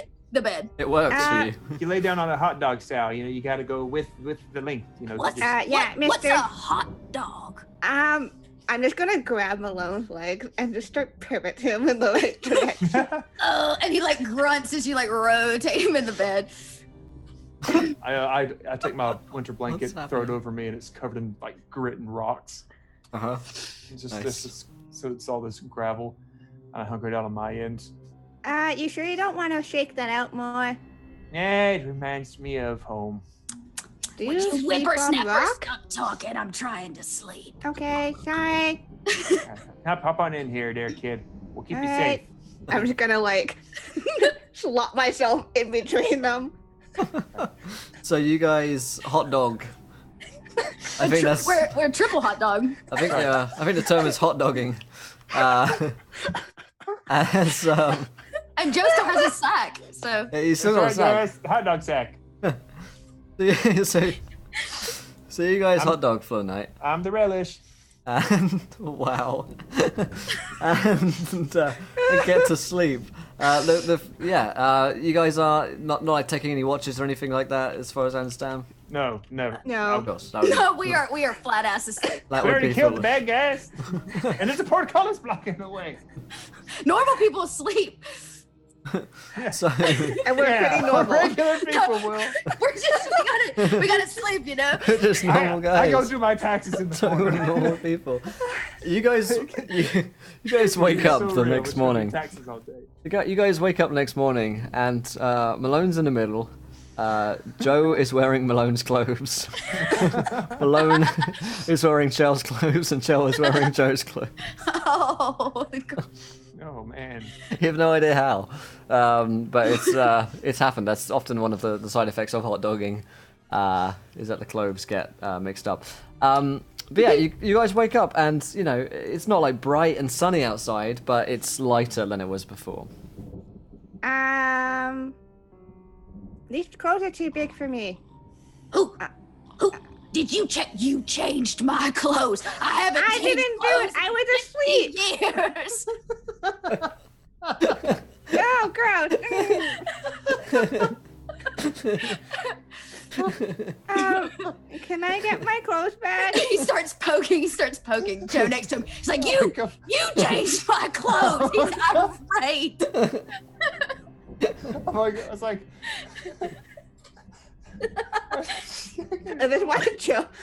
That's why Joe doesn't sleep with like other people because it just always ends up with clothes. just like being falls swapped. in between the mattress and the wall. Like those kind of things. It's like, oh my God, guys. I had a dream this giant snake was eating me. Oh God! And I smell like I smell rancid because I'm wearing Malone's clothes. Like, ah! Malone goes, you smell good. Bullshit! I immediately like whip off all the pirate swag and You just got naked in front of the 10-year-old? oh shit! My arm comes around the door now. I'm like, oh God! Like, Yeah. I can't give me like I get like a pillow and hold it in front of me. Little bit of modesty, boy. I'm not And that's naked. I'm coming wearing from a pirate. boots. I'm wearing shoes. I ain't naked, and I run over to the door. Malone takes off his other sock and tosses it to you. Over your bits, boy. I'm like, yeah. Shell's just gonna go hide. Is there space under the bed? Because that's where she's going. Yeah. As you go underneath the bed, Chell, you see the little dollars there as well. Lord, don't scare me like that. That's how you have a heart attack. What is it? Well, she didn't scream at me, so it's got to be terrifying. I throw him a long johns. I'm just wearing the long johns and boots. Yeah. Oh yeah. I'm imagining Joe's clothes is really, really big on me, so like, you see, like, I immediately scramble out onto the bed. Doll, there's a doll under the bed. I think it's the same one that you. I start crying. Yeah, as Joe, you run outside, to get your long johns. You see that the doll, which was previously crushed by the portcullis, is no longer there, and it does look identical to the one that you are holding, Joe. Wait, what'd you say you saw? Doll? I'm holding the doll and like crying. Hey, it's that cute doll again. How did it get here? I snatch it out of her hands and I throw it into the open door and start to slam the door on it. No. Skull crushing it. Yep. You fucking curb stomp this thing over and over and over. Yeah. Until it's dead. Jesus, boy, you've got some anger problems. You've never seen savagery on such a level towards children's dolls. Until it no longer has a face. Don't take me into Toys R Us. Right? We've been banned. Well, at least it's not gonna get us anymore, I don't think. That was scary. Well, I'm done wiping away tears. Oh, well, don't cry, little one. Here's your clothes back. And Malone's got like whatever like tight circus wear you had on down to his knees, but he can't get the rest of it off. So he's gonna need some help. So just he leans back on the bed and goes, just give it a tug. Just Without, I still have Joe's clothes on, so it's like super floppy sleeves as I try to grab on and pull it. oh, great. And after you get him off his feet, he stands up and kind of wiggles old man style back into his pirate gear. Yeah, of course. I don't know what to change. I was gonna, Oh, it's all right. He grabs Joe and they spin round. So I'll go outside and he can't see anyways. That's true. Okay. I quickly change into my clothes. And then I'm gonna take the pile of Joe's clothes and kind of go to the door and knock on. I'm done. I have your clothes. Thank you there, and I've grabbed it and I put all of them into my backpack. I'm just sporting the long johns. It's just the long johns now. I got the little button flap in the back too. That's why I put everything. So I put the garden hoe instead of nothing on my back. I slide it in between back there. Oh dear God. I know you wanted horror, Will, but you've got a Sorry. This is no. weird ass family now. This is its own type of horror. Yeah, remember, Chelsea and I are both from Sydney's neck of the woods. It's unique style of horror. We're strong people. perhaps more scary. So yeah, you so you get changed eventually, and you at the end of the corridor is the one door that you haven't yet explored through the rest of the manor. You want to see what the rest of the manor's got to it. Presumably it's got like a kitchen and like dining room and stuff like that. So you're interested. Oh yeah. I'm interested in opening that door. Well, all right. Well, here we go. And I saunter up to the door, and I check the handle. Is it locked? It's not locked, no. I open it up. Nice. Okay. You open up the door, and you see before you what looks to be some kind of tea room. It's a large sunken room with a fireplace and hearth situated in the northwest corner. There are 3 small round tables for guests to sit at and consume tea and other assorted refreshments. There's a large glass chandelier which is hanging on a sturdy chain from high above. You see that there's another door ahead which presumably leads to maybe like a kitchen or dining room as well. There is food set out at the table and the food looks fresh. Well, I ain't gonna. Beggars can't be choosers. Malone waddles his ass right on over. Yeah. Well, I hadn't had breakfast yet, so what's on the table? Yeah, you've got Any corn? an assortment. Fuck me. Yeah, you got an assortment. It's the only food that you eat. Assortment of like meats and vegetables. Yes, there is some corn, and there's wines, some alcohol, and just some water as well. Yeah, Malone says liquid breakfast. And grabs the closest bottle of wine and begins to down it. Who made this? It was Nathan. It's what they call a hospitality gift. It's called a continental breakfast. We didn't even have to pay for it. Yeah, that's right. That's what makes it taste. That's why I got. so good. So I bought this house to begin with. Free breakfast. That deal is sealed now. I don't know about that. Yeah, Well- it's all right. Eat your vegetables now. And Malone pushes the plate of vegetables towards her. Eat your corn. I'm going to poke it. No, that's how it comes to life. Whatever you do, don't poke your food. No. Ever bought a corn goyle before? It's only when you guys poke it. The corn homunculus rises.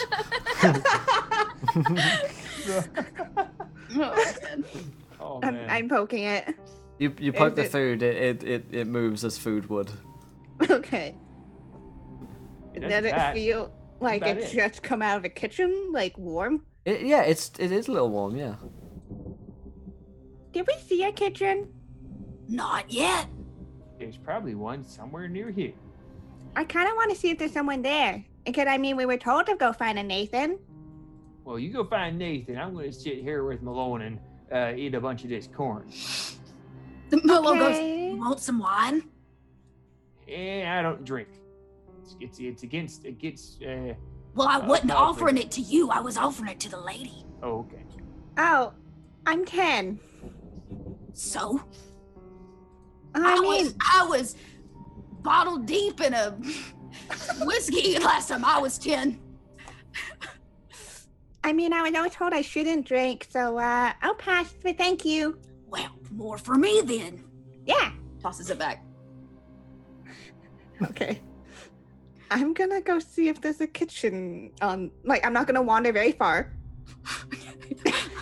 But Okay. I want to see if there's a kitchen. Don't split the party. Yeah, no, absolutely. So No. you open this next door.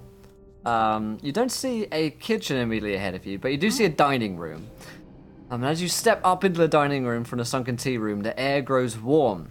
Suddenly the room comes to life, and a ghostly apparitions appear seated at the once empty table. A large dinner party is being held, it seems, as a roasted hog materializes along with plates of all varieties of food. Jugs of foaming ale are being shared between ghostly companions. A large, spectral human man stands at the head of the table. He says nothing. A serious scowl and frown is cemented over his face as he overlooks his guests who seem to be enjoying themselves. They don't seem to look at you or be able to see you, though. Just her who sees it, or do me? It's just her who sees it at the moment. Okay. Yeah. I am not moving. I am perfectly still. No Malone one can see me if I stay perfectly still. Malone goes, "Hey girl, what's in there?" I slowly close the door. All right, the door closes behind you. Any more food in that kitchen? Yeah, what's in there? I think I just saw a ghost. I start crying again. Oh Lord, she's leaking again. Oh, dang it. How do you fix it? Fix it. I don't I don't know. Fix it. Stop crying. You guys are the best parents. No, it's all right, little one. Just stop weeping. What's behind the door? I think I walked in. It looked like a dining room, and then I saw ghosts. I think. Ghost? What were they doing? No, I think it was like a party. They were all like sitting down at the table eating. One guy was looking really scary and like watching them. I don't know what he was doing. Party? Malone! What? That bastard at the tavern double booked us. Must be our house. That's that I don't think they're actual people. I think they're Dead ghosts. ass. They're gonna be ghosts. Well, if they ain't gonna be ghosts when we're done with them. I grab the hoe and I just kick the door open. Hey, This is our house. this is our house. We paid for it with the money we didn't even have. What gives you the right to come down here and sit at our table and eat our ghost food? We got a key. Did you get a key? Did you get a key? Oh, they probably don't need a key because they're ghosts. That's how they snuck in here. Are They you broke taunting? in. You're taunting the ghosts? Yeah. Well, I'm sneaking. Okay, roll me a stealth check. Goodbye. Goodbye, cruel world. Yeah, not great. Okay. So where do you want to be sneaking towards? I suppose. I'm gonna hide behind the door. Okay. So, Joe and Malone, the two of you burst out into the dining hall to see the scene of ghosts before you. They don't seem to look at you at the moment. Hey, you youngsters, we're talking at you. Yeah, you need to respect me and your elder right here. I don't think we're being loud enough, Malone. I think we got to crank it up. We got to crank up the cobs on this here corn now. We got to butter it and salt it like no tomorrow. Now, kids, you listen to me. I didn't ask for no ghosts. They weren't included on the mortgage. Now, when you come stepping on here being undead, sitting around eating our food that I probably didn't grow, but damn it, I'm going to eat it anyways, it really, really ticks me off. So, old Malone over here, he's close enough to being a damn ghost anyways. Damn straight. He probably knows all your parents back in Ghost World. I'm probably not. Yeah. So, and I beat my hoe on the table to make all the food like clamber around. Y'all pay attention to me when I'm talking to you. So I would have interrupted this, but it's too good. But yes, as you start interacting with the ghosts, the room abruptly becomes quiet, and all talking and laughter has ceased. Every ghost in the room is now facing you, and the man at the head of the table rushes towards you, floating right through the hard wooden dining table. "You should not be here! Leave this place!" he screams as he rushes closer. Then, as quickly as you guys have started, the room is empty, dark, and cold again. The ghosts are nowhere to be seen, and there's no sign of the Stay man. out. Well, good job. He pats you on the back. That's right. Nice going. Thank you. I've been having to throw a lot of peasant bills out of my property before. He's just like a regular ghost. Sneaky as shit. I couldn't say it better myself. Now come out here, little one, and Little just kid. see how you scare off some ghosts. You That's look right. this man. Yes, right, just like that. That's I right. You peek my head from around the door, look around, then slowly walk towards them, looking That's around right. really nervously. You see ghosts? I don't see ghosts. That's what you do. They yelled at you though. They told us to get out. No, yeah, we we yelled at told them. them to get out. And we were That's louder. right. That's right. I don't know if that's how it works. Whoever's the loudest is the best. That's how grown-ups debate. You real don't Ain't that remember your true, mom though? and dad now, do you? Otherwise, you'd be. That's how No, my parents taught me. no, I don't remember my parents. They left when I was really young. Oh God. Well, that's the damn saddest thing I ever heard. You know what, kid? That is sad. Malone. I think you and I should be her parents. Well, now, I didn't sign up for that. We're gonna adopt you. Oh, really? That's right. What's the firm? Ward. That's what they say. Yeah. Really? You do that? And her face just lights up. That's right. We're gonna teach her to be the best, scary, creepy little kid ever. Malone goes, so I'm a daddy? Yeah, more like great granddaddy. I've always wanted to be a great granddaddy. And he like takes a chug of what's left in the wine bottle and finishes it off and like slams it against the wall. The glass breaks everywhere. Why is this the greatest? Why is this the greatest love story of all time? A family. This Like I could said, like, a fam- this could sometimes be a family summer is blockbuster movie with if you had a little dog. The story of we one got family. A cat somewhere. There's a cat somewhere in the house. Yep. And Sometimes, they sometimes came a family is together. A senile old man, a normal presence, and a 10-year-old girl. A family that came together in the most unlikely of circumstances, There were nights when the wind who were looking for love in all the wrong places. Oh my God. JJ, what am I doing here? JJ, what am I doing here? Oh god. Good God. Oh, this is great. I'm glad. Yeah. Brilliant.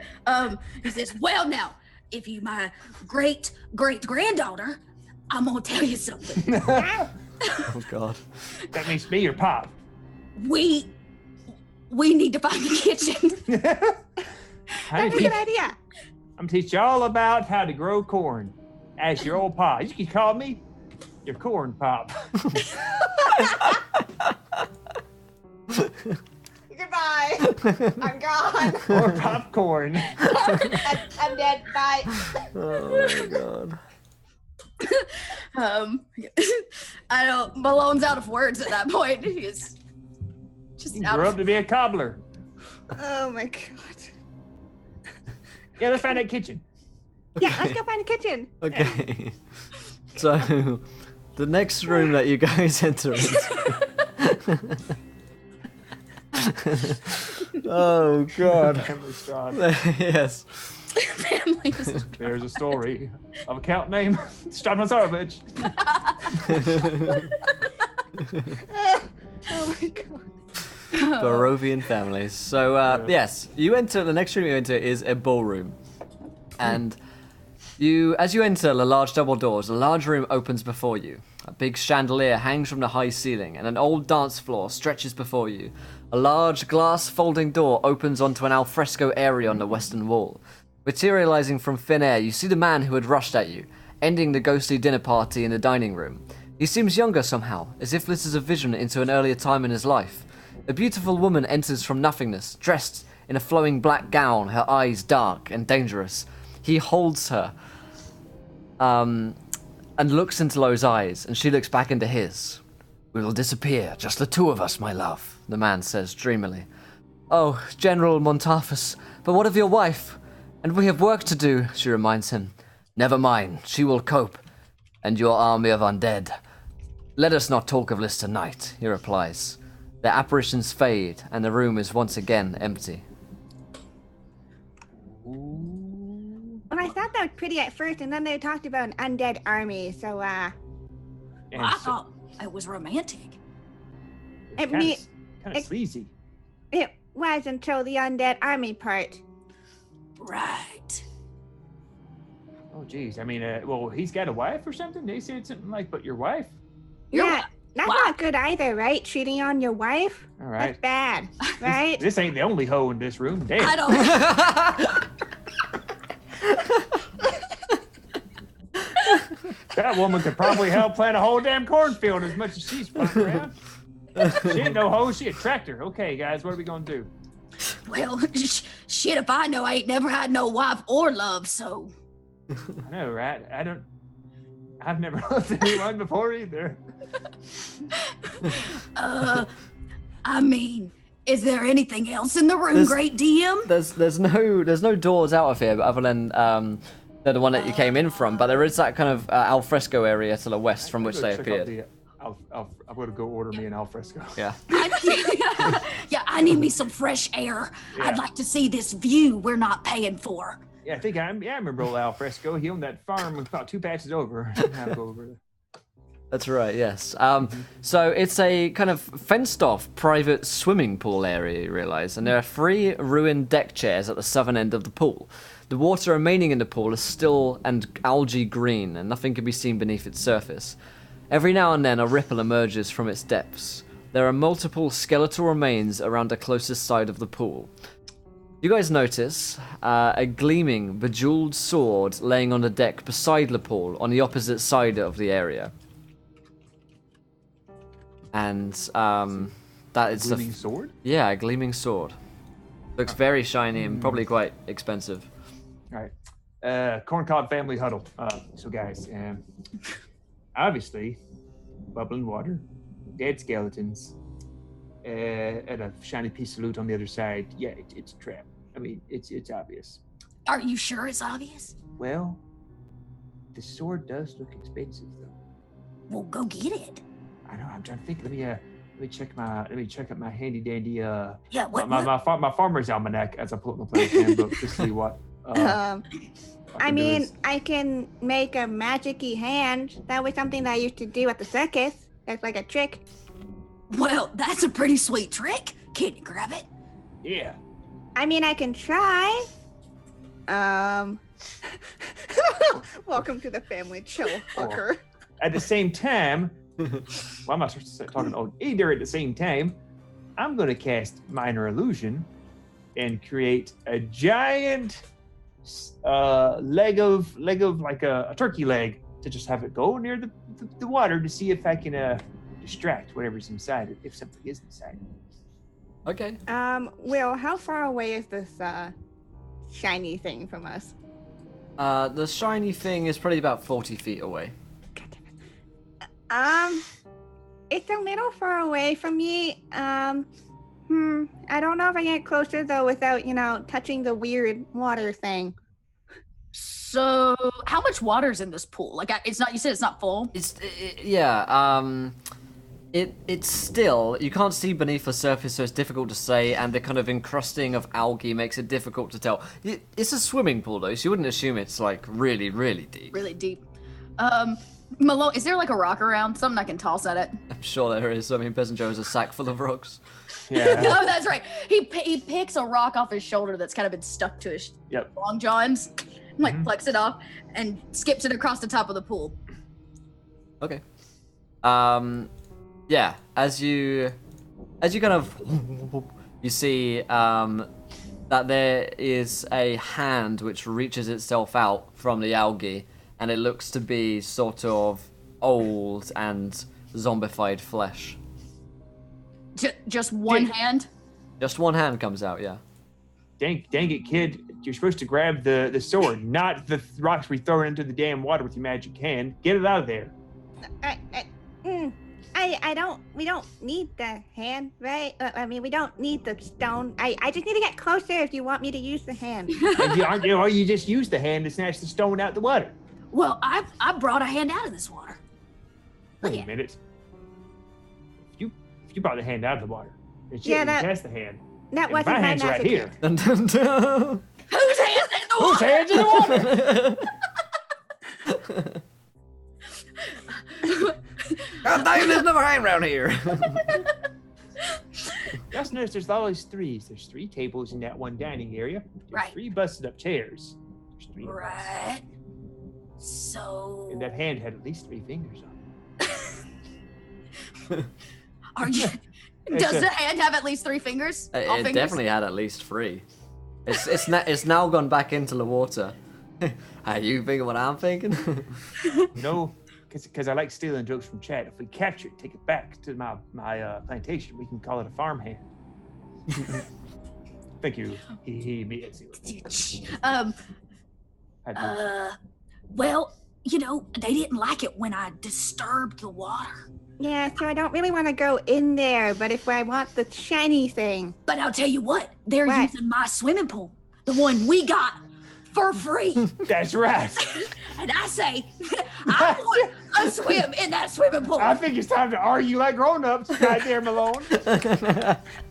Malone turns to the point. He says, Wait. Hush now, Daddy and Daddy are arguing. Perfect time to teach Shell the proper art of debate. "This Shell, is get true. it- Shell, you come over here. Get over Get here. into that one.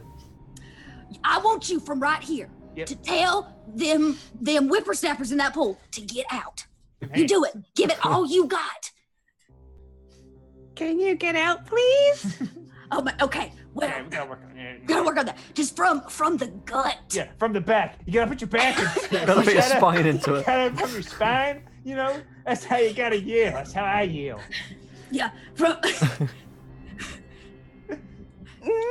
Okay. Try again. You can do it. Right. Get out of the pool. Oh, that was so much better. So much better. Look at you. They sound good. Dang. Right. Hey. Oh. The hand like pops up again. Oh, look, you did it. Now give it some more while he's. Yeah. Maybe we'll get the rest of his arm. Go. Yeah. Okay. Yeah. You should get out of the pool right now before before my parents and grandparents do something. That's That's right. right. Yeah. Uh-huh. We're gonna do something. That's right. We're gonna do something. I don't know what. You don't want to know what. We're gonna get on top of you like a whole swamp full of gators. You Do they see have gators in Wisconsin? a lot of them. That's right. Corn Sometimes- gators. Corn Corn gators. gators. Corn gators. Get those damn corn gators. you see the dreaded enemy of Peasant Joe, the corn gator, which has a zombified hand on its head in order to scoop up corn kernels that are dropped in the fields. And he can just kind of scoop them up with his zombified hand, which is on its head, and it rises out of the pool towards you guys. It's time to roll some initiative. That's right. I ain't scared of no corn gators. Well, shit, I ain't never seen one, so. What is that? Wait. Did I yell at it too bad? They yell at it just fine there, kid. Oh, shit. This thing rolled a 9. Malone on the 16, looks like. Shell on the 14, and Joe on the 6. Okay. So turn order is going to be Malone going first, then Shell, and then the Corn Gator, and then finally Peasant Joe. So Malone, you got a Corn Right. Gator in your pond. Fucking corn gators. I know. Right. Well, okay, so he says, now let me tell you here, Mr. Corn Gator, I know what corn doesn't like, and that's fire. And he produces flame as a cantrip and tosses it to hit him. Okay. That should be Pop right. him. Did it do it? Did not. It misses and hits the water. It just sizzles. Yes. And the Corn Gator laughs. Damn Corn Gator. Damn it. I hate my laugh. Yes. I'm just imagining TikTok from like Peter Pan, but corn. Yeah. And a hand on his head. Oh. Yeah, floppy kind of flaccid hand that's just kind of groping around. Shell, it's your turn. Okay. I watched Malone like do the fire thing. I'm like, I can do fire too. Firebolt. Fireball, let's see it. A 23 is a 23. hit. Yeah, 23 is a hit. Nice. And that does 2 points of fire. Oh my god. Wow, you're gonna need more to take out a Corn Gator. How much Pleasant Joe knows. Well, the Corn Gator is gonna close on you guys. It's gonna give a chomp at you, Shell, for a 9 versus your armor class. Misses. Followed by a rake with its claws on a 21. Yeah, don't like that, do ya? And it does 6 damage. As it, Is it out of the water? it is out of the water, yeah. Okay. Joe. Peasant Joe. All right. It's okay, guys. We got him cornered. I'm gonna run up to him and Okay. break out the hose. It's time for harvest there, if you ask me. Goddamn corn gators. Messed up my corn. Swing double-headed. 7? No. Oh, it's okay there, guys, because I'm gonna do a flurry of blows. Nah, 20 there. 9 bludgeoning damage to the corn gator. He's very used to fighting corn gators. I'm very used to, man. If I were arranged to be my favorite, I mean, I come around with, my knee. 7. Oh well. Nice. So yeah, the swipe goes wide on the second one here. All right, cool. So top of the turn, Malone. See you're now also co-partner. I'm not really sure what the relationship is there. Punching at the corn. Don't think about it too much. Just let it be what it is. We really don't want to label it at this point. We're not to that point yet. We're not calling it anything. Yeah. So Malone's like, we told you this is our pool, and he casts magic missile at Gator face, or what is it, Corn Gator at the Corn Gator face. I have seen Gator Face. It's a very touching movie. 2, 3. So 10 points of damage. All right, 10 points of damage, pretty damn good. All right, yeah, you get him. Damn you, Corn Gator. Damn. Give me a corn. Shale, it's your turn. Okay, I am going to run toward it. I'm going to leap at it with my dagger pulled out. Is there an ally within 5 feet of me, or? Yeah. Punch it in the face. Yeah. No, I have my dagger out. I'm not very punchy. Stab it. So that's. No, I don't think so. Right? An 11 is not a hit. God damn it. Right, so. Damn. All right. I am going to disengage. Okay. Come in with a stab, miss, and then run away. I like it. Classic rogue. She's a child. Sure, yeah. All right, Corn Gator is going to attack you, Peasant Joe. 19 and a 14. Yeah, once they got the taste of me, they can't let it go. Yeah, and are both of them hits? Just one. Just one. All right, so 7 All right. 7 damage. You taste like corn. All right, that is Joe. Your turn. I didn't choose the corn life. The corn life chose me. Peasant Corn Joe Corn is going to twirl the hoe around and go straight, like rake some kernels off of this guy's cob. Yeah, 12. A 12 is not gonna hit. Wow, Yeah. you guys are so bad in the beginning of fights. We are. No. Flurry of blows. Flurry of blows.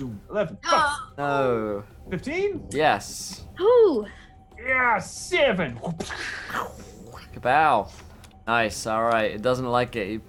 You punch it right on the noggin. Joe Corn, cousin of Joe Dirt. Yes. That's right. How did you know? Malone, it's your turn. Malone turns to the little one and goes, "Go get the sword," and then turns back to the gator and roll or blast it with Eldritch Blast. Nice. No. Nope. You're looking. You're looking for 15. That is not quite on the money. All right. Jell. I'm gonna do what my great-great-grandfather just told me, and I am going to, is there a way to get 10 feet closer to this sword without going into the pool? You would have to jump Off the gator. maybe off the gator, using the corn gator as a springboard. Yeah. That's possible. Or you could just jump it without the gator. So either way, I'd have to be in the water. You'd have to jump if you didn't want to be in the water. Okay. Got this. I got a gator. Nah. I'm going to, I'm gonna use the gator as a springboard. Yes. Nice. That's fun here. Yep. And that's what we're here for, entertainment. So yeah, I'm going to, run towards the gator, run on the gator, and jump. Do it. Let's do it. Acrobatics. Make it happen. You can do this. Cornbatics.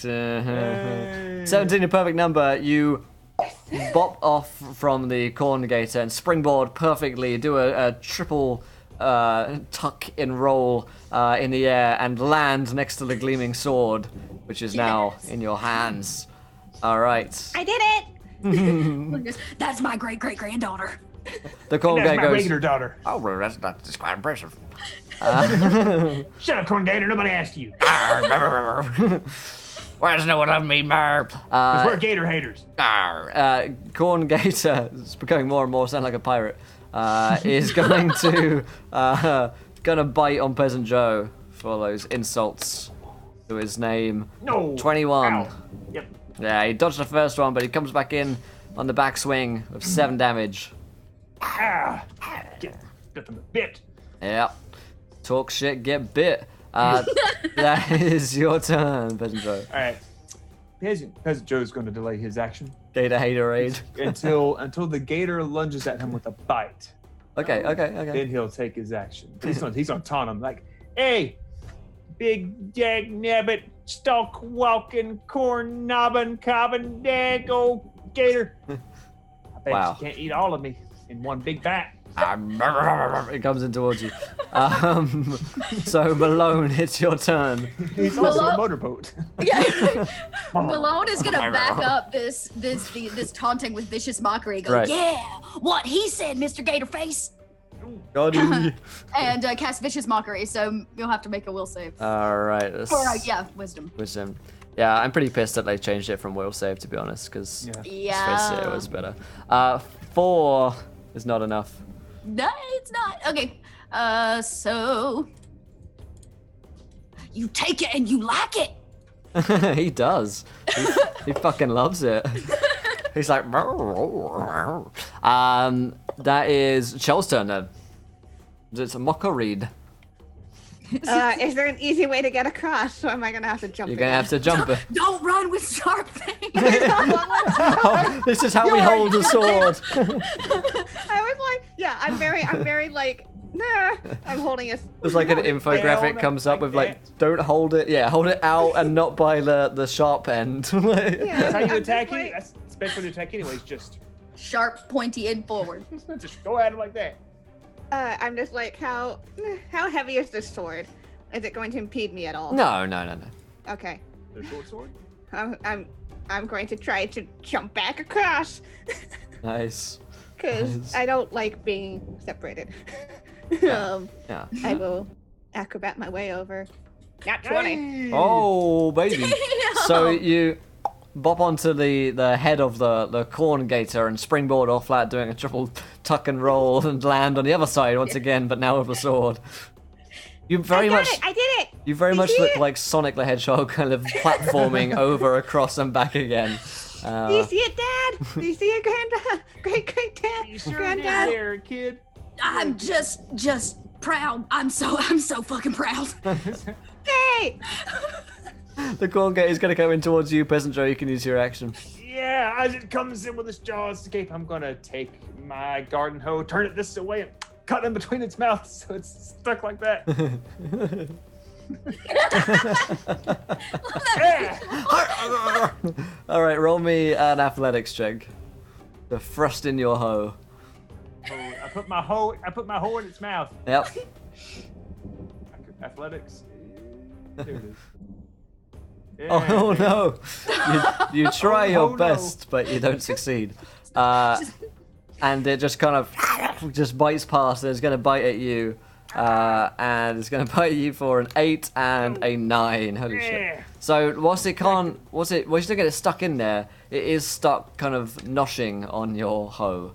Whilst wow, that came out. I That lean happened. in real.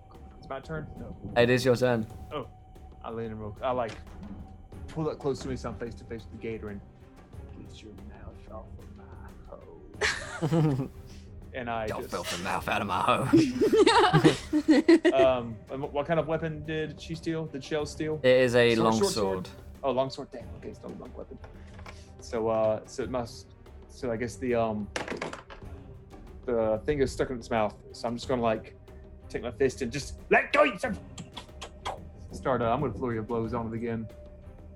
Just Nice. so I can get, or well, not yet. Do my first blow attack first, then I'll do. Flurry of blows. Yeah. 15. 15's a hit. Boom. 6. Boom. And again. 24. 24. That's it. 4. Doom, doom. Let go of my hoe. He's like, you put it in there, and I changed my mind. spits out your hoe. Make your mind up. Yeah. All right. That is his turn. He's looking pretty damn wounded at this point. You know that corn gators have got a remarkably high resilience due to the amount of corn which they eat, and they can lift incredibly weighted objects due to the strength of their spines. Very starched. Very starched. Very starched. So that is Malone's turn. Malone goes, he said let it go! And he's gonna cast Eldritch Blast Let right it go. at old Gator here. And he fails miserably. Oh god, yeah. Just fires off into the pond and explodes. Yeah.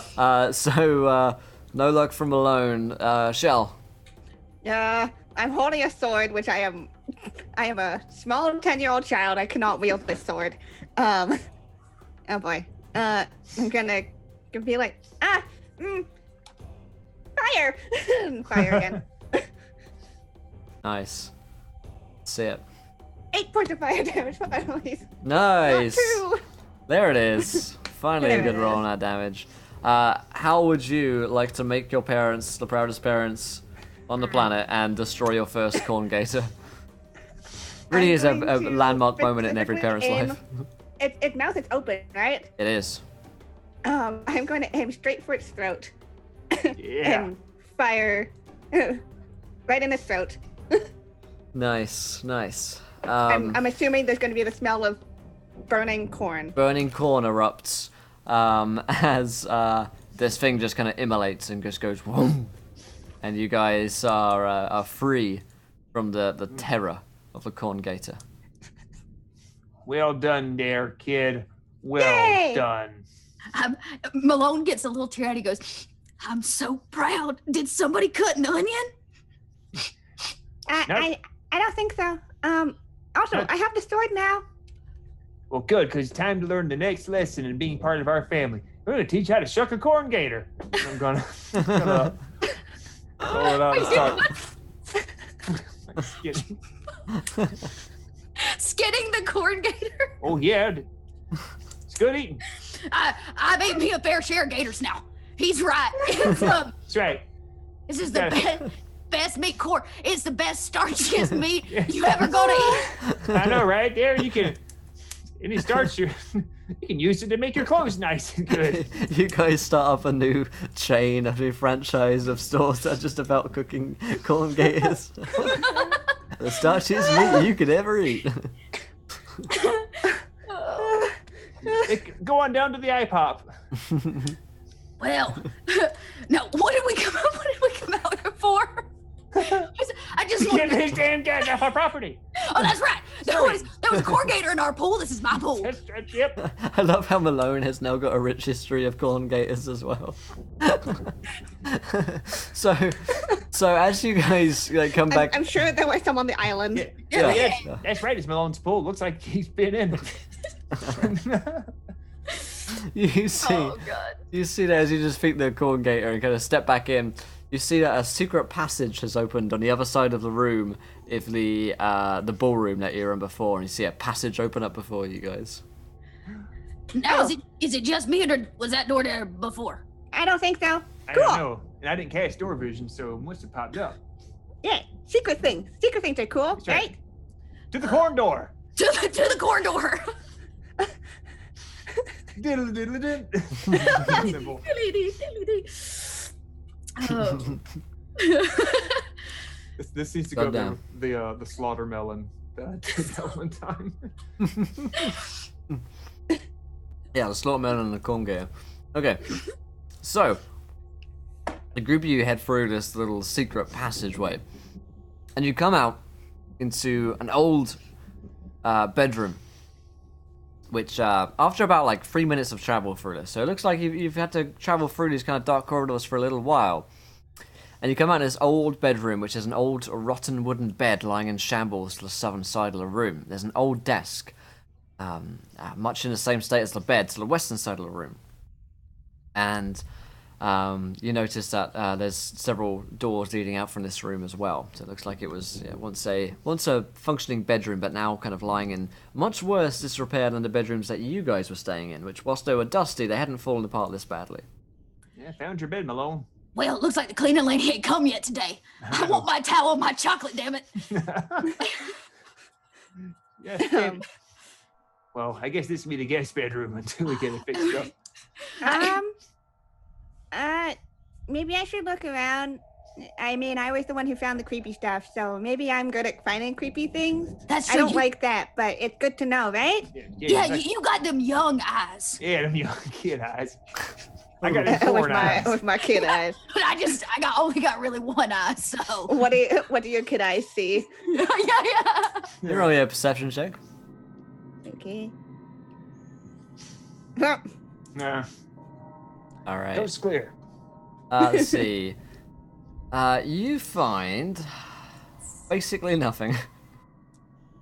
It looks clear. Yeah. Good to I know think- there. So which Okay. way do we go? A lot of doors. Yeah. Eeny, meeny, miny it. Yeah, okay. So, eeny, meeny, miny, mo, catch a corn gator by the toe. If it pops, put it in the bowl, eeny, meeny, miny, mo. Wait, which one is it? Oh, damn it, I didn't point. Oh, You're shit. the pointer. No, you're the pointer. She's the pointer. You point. Oh god, it's descended into a family argument. He takes his his kind of like gross cripple hand and he goes, that one. Okay. I picked that one. So Malone, as you head past, you notice with your passive perception a page from an ancient-looking journal. And yeah, go ahead. I see a page from an ancient journal. A page from an ancient journal. What's it say? Well, hell if I know. It reads. Does Malone read? Okay, yeah, sure, he can try. Okay, so it reads, 12th day of Myrtle. Today the general meets with his new advisor. She comes highly regarded. Hopefully she can guide the general down the righteous path. 14th day of Myrtle. The new advisor Gertrude has only been in service for 2 days, and already I see a change in the general. He hangs on to every word she spills. I only hope that is the word of good. The 25th day of Myrtle. Something is wrong. The general dismisses the lords. He has advised that he will not meet with them in council about the orc armies marching upon us. This new advisor holds all of his attention. She feeds him the poison of her words and turns him against his people. She must be stopped. 30th day of Myrtle, which is the last entry in the diary. Today is the day that I, Marple Brightshine, make a stand for the greater good. She will die by my hand, and my name will forever be muddied, but I see her for what she really is, a night witch. That is the last entry in that diary. Was that the scary lady that we saw? Now that's the first episode of season 2 Game of Thrones. You know, the red woman's got Stannis captured, and then the old maester says he's gonna go himself out trying to take her out because he's been poisoning his brain. I'm sorry, what is a Game of Thrones? I'm sorry, I don't have HBO. On the island. No, it's okay there. I'll set you up when we get back. So, obviously, this little strumpet lady here who snuck in started whispering sweet nothings in this general's ear, and I know all about ears. I pick them off the stalks every day, and so you pick actual ears off of stalks? That's really creepy. So she whispered into the colonel's ear some corny stuff in this maze of terror, and it sounds like this colonel guy. He started off okay. He was pretty good, but then, like always, she started putting socks on his doors. Socks on his doors. That's right. And she probably had garters too, you know. And then the clothes started swapping. We've been there doing that. We've been there before, man. That's how the women get you. It's proven. They don't trade wedding rings. You get naked and you swap clothes.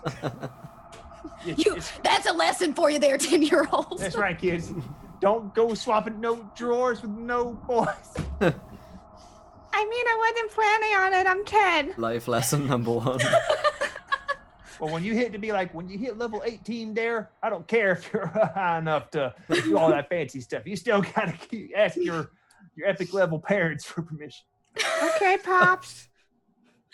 Well, it sounds to me like this witch, we need to tie the pants on her.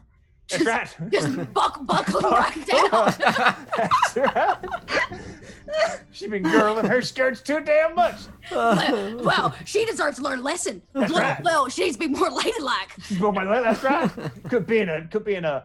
There's only one room in this. There's only room in this house for one hoe, and I got it right here. That's right, and it sticks in the back of your pants. That's right. That's the only hoe I let back there. Oh, okay. So where do we find such a taint of a woman? Well, when I'm not looking for a hoe, I go down to Farmers and Builders, Ace Hardware Store, or John Deere. Well, This girl ain't no hoe. This girl, wow. You find an ancient journal diary and decide that the only thing to do is put on a chastity belt around. So, Oh god. so I don't see no farmers nor builders except for you. Oh, No, I don't know that that's a very viable option here, stay Joe. there. Well, she obviously was. We saw her. She dancing with the colonel and the ghost. We saw her once, whispering them sweet nothing lullabies. Yeah, and Was there ever a lullaby? What? it says that she's a witch, and witches are bad. I mean, That's all the right. stories tell me witches are bad. Well, you keep reading them stories now, cause they're right. They're right. Okay. Them ain't no fairy tales. Them some tale tales. Okay. So, I'm assuming like this, like she. Which do you think she would be here? Yes. We saw a ghost. Yeah, but isn't ghost mean that they're dead? Well, she may not be dead. She's trying to send her spirit out. That's right. That's right. I know Well- all about sending spirits out. I've read that book too. So we eeny meeny miny, right? One of these here doors with my magic hand. Yeah. No. Is your magic hand all crumpled up like your goof ass hand?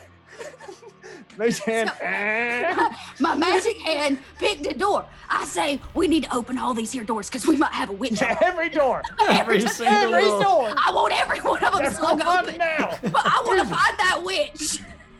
Put your back into it. We need clothes to put on the door handles. No, we've been down there. So So you open every single door. Every door. Every door you Every sin. door. All right, If we were Jack Skellington, we'd be in every holiday right now, Will. there are like 7 doors. You open every single one of them. They each lead into different rooms.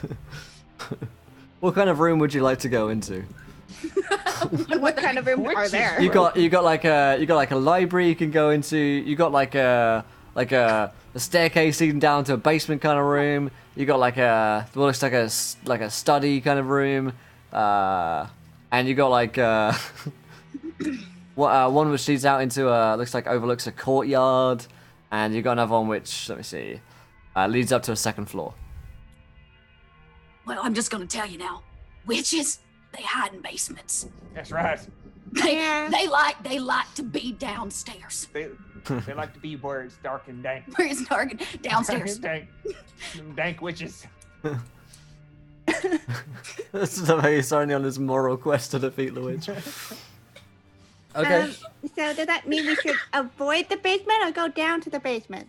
Well, now I got a witch to teach a lesson to. She's And been tr- meddling in people's lives.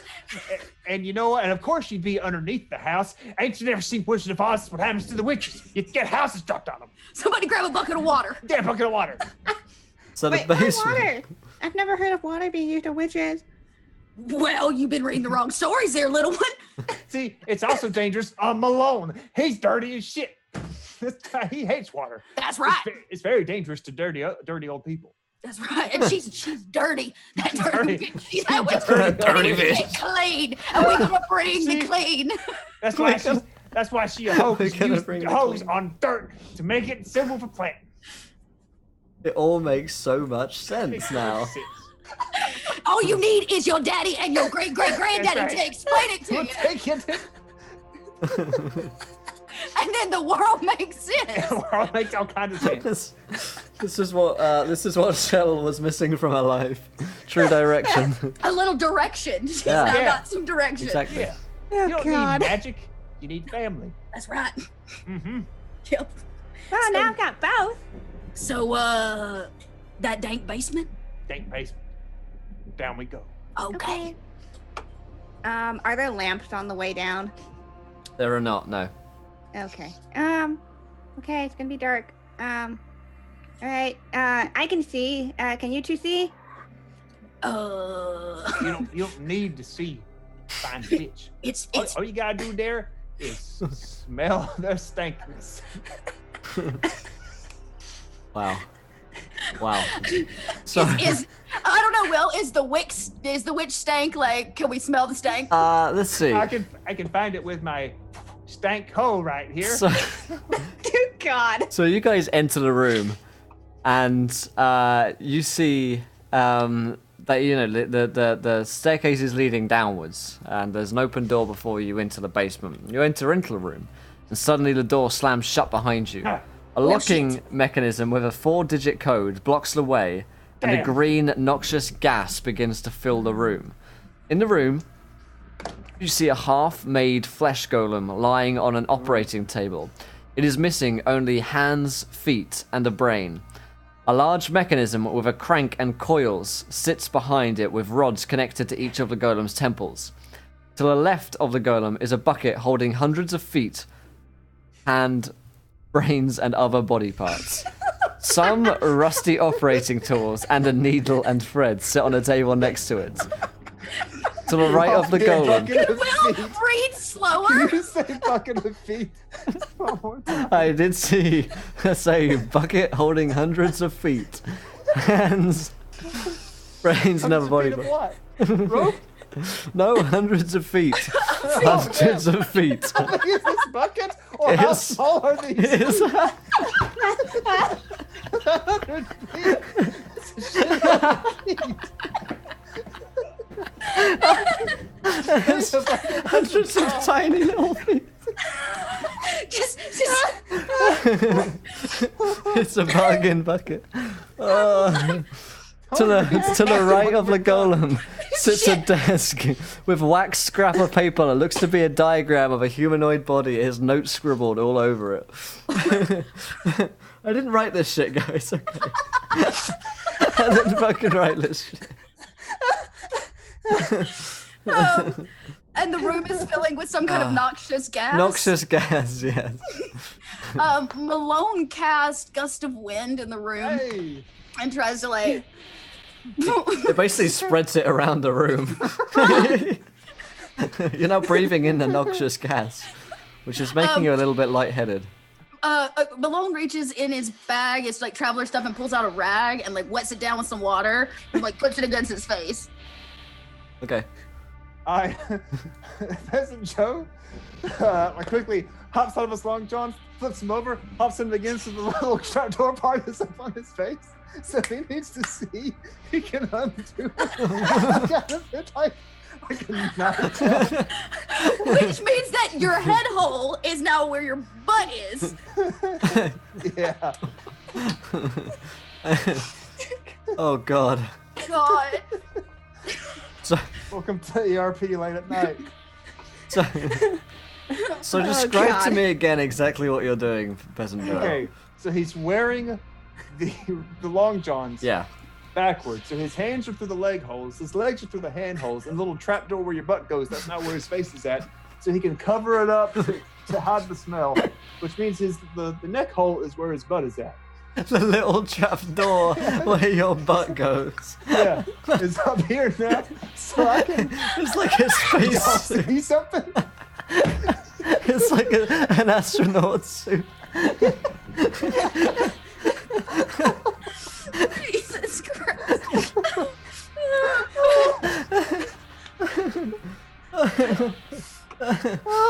That's perfectly reasonable. Yes, you do that. Okay. So the door ahead of you is locked. There's a 4-digit mechanism. There's a gigantic bucket with feet, hands, and brains in them. For some reason. Some reason. Malone goes, well, shit, I don't see no fucking witch. I think this was a bad idea. Because I don't know how to stop the obnoxious gas other than holding it like this. I'm going to run over to the diagram and see if there's any numbers. That's right. Maybe we misread it there, Malone. Right. Maybe we was looking for some witches, but we found some stitches. Point down at the golem with all the. Yeah, what can we decipher from the golem? Right, I'm gonna have to. I want to look at the diagram. And the diagram, yeah. I'm gonna have to show you guys the Okay. the I'll make diagram. another diagram for y'all as well. I understand. Please. Can you, do you guys all have access to like looking at the stream? I will shortly. Yeah. Okay. I So do, yeah. Yeah, I so do, what I I'll do. do is I'll put it on the stream so all of you guys to see. All right, cool. Because this is something of a slightly odd image. But I think Our it's, images have been our whole damn next module. let me. I think I might die from laughter today if I Oh. do. So Death it's saves we'll put it here, like so. Put it where? Hey, there we go. And that might not be big enough for you guys to see, in which case I can Oh, send okay. Okay. upload that in roll I 20 as see well. it. Oh, Yeah, you like that? it's rather like I was thinking like a big derpy looking guy. He looks rather like, in shape. Is it just me or is there bits missing? Check it. What else is in that bucket? Oh, It really is a bargain there's- bucket. You get more than you bargain for. It's like a puzzle, I think. Well, it might be a puzzle for you, but Malone and I kind of know where everything goes. And if I'm correct here, Joe's is hanging out the bottom, so. I mean, That's a guy. I mean the numbers. Oh, The member, yeah. oh right. Like, Okay. there's a question mark, and maybe that's the code. Am I starting to feel lightheaded because I'm really just? Yeah. I'm actually talking like this right now. Yeah. I just, yeah. We do have the numbers now. Okay, cool. Yeah, it's so- also in yeah, roll just- 20, a little bit bigger. Yes, that's helpful. Like there are question marks. Oh god. Puzzling. It's I yeah. don't do puzzles very well now. Puzzled. So- Oh god. So, oh, okay. So there is the description that was made was a little bit wrong or a little bit missing. There are lots of buckets with lots of different body parts in. Okay, that makes more Apparently, so in the description I read it verbatim. So it says there is a bucket, but I meant buckets, and each of Okay, them well, corresponds there to are lots like of a buckets. each of them corresponds to like a body part, right? Oh, I There's a- see. There's a foot bucket, hand bucket. Right. Now, don't give me. This says he will open it for me. Who will? Is that the door? He's gonna open the door?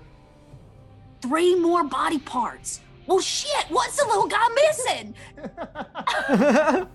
So he is missing hands, feet, and a brain. Well, shit. Everybody go get a body part. I called the feet. I got All here. right. I got the hand. Oh Let's no. Let's build Oh, we this kid. left you to get the brain. Oh, we don't know where the brain just get. We ain't got none. There was, yeah, brain bucket, foot bucket, hand bucket. So each of you has a piece. You're gonna have to attach them, which requires a medicine check.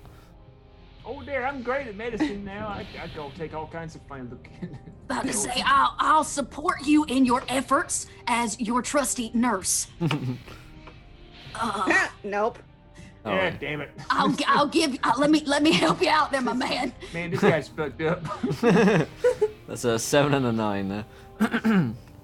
No. Nope. Shit. Nope. My hands are shaking too much to stitch him back on. So that is.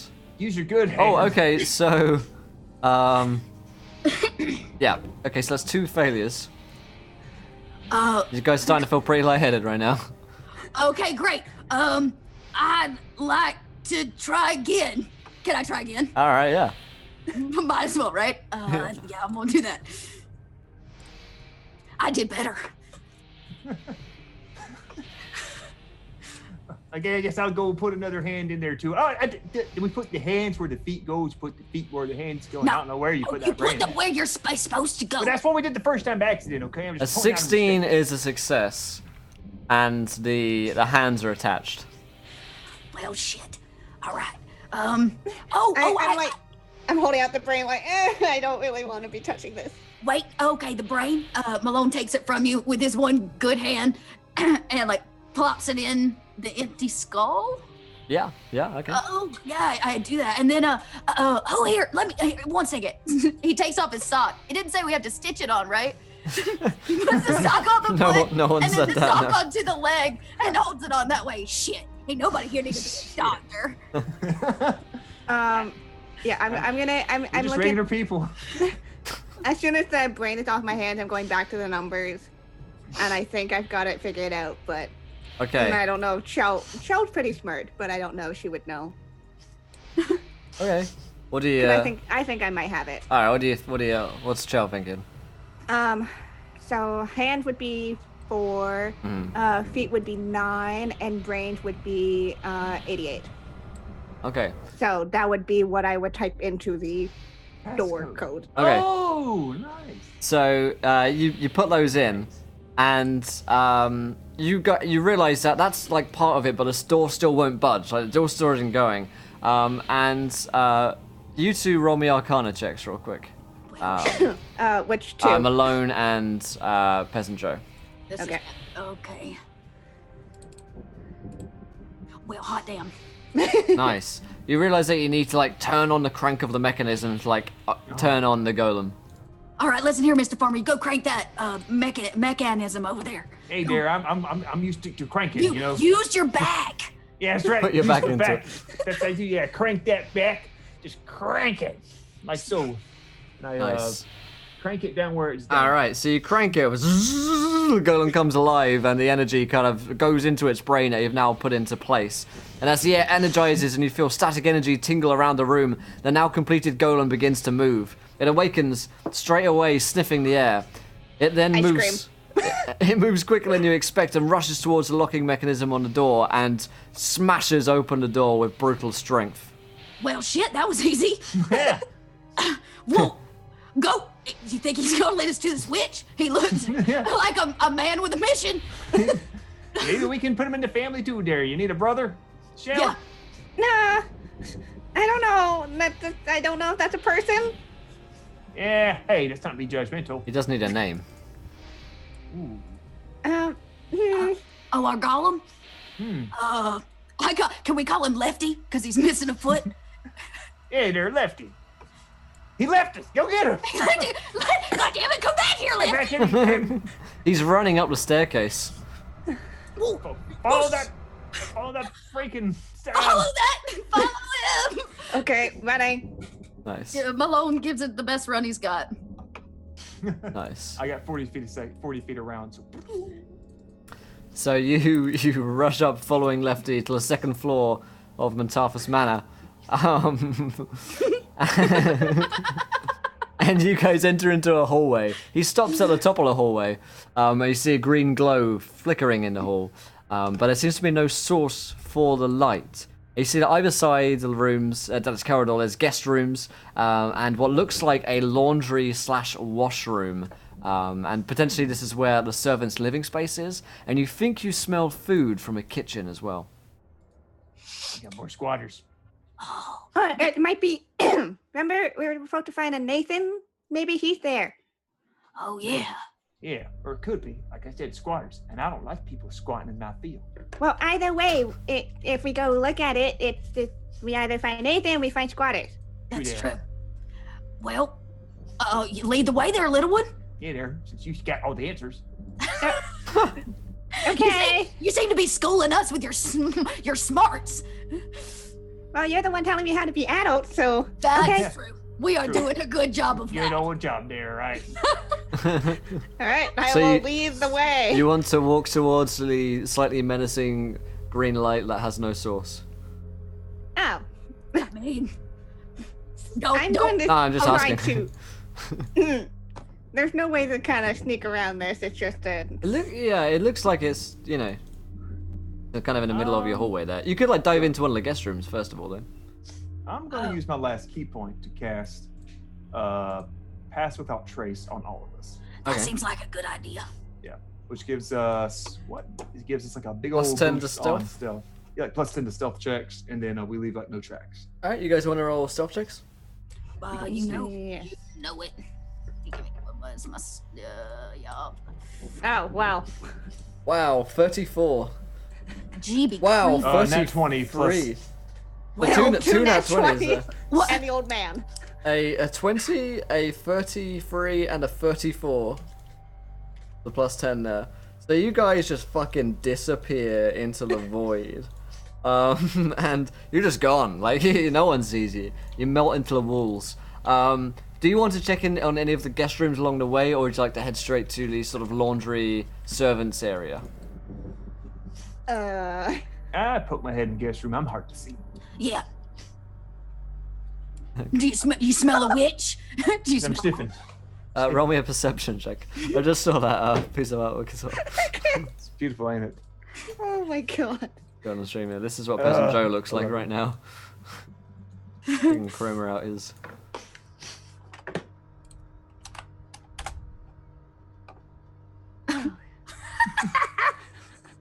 Sorry, I just saw the picture. Oh my god. So what's someone's perception check here? Oh, yeah. You gonna roll that?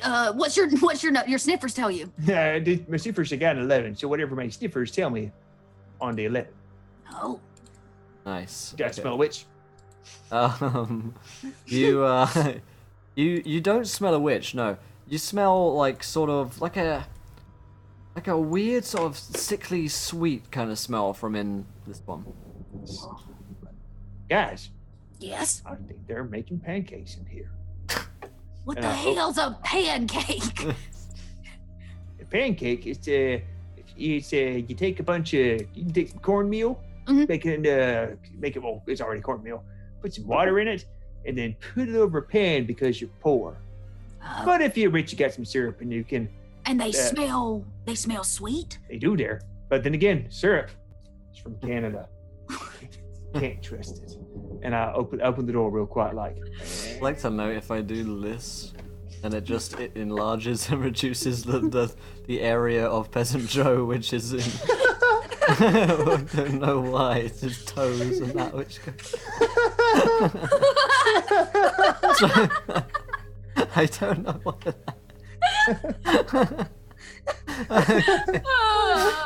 That's me. That's when he stealths. Yeah. He sneak up on you like a ghost So because he's blurry. He casts blur. But just getting naked.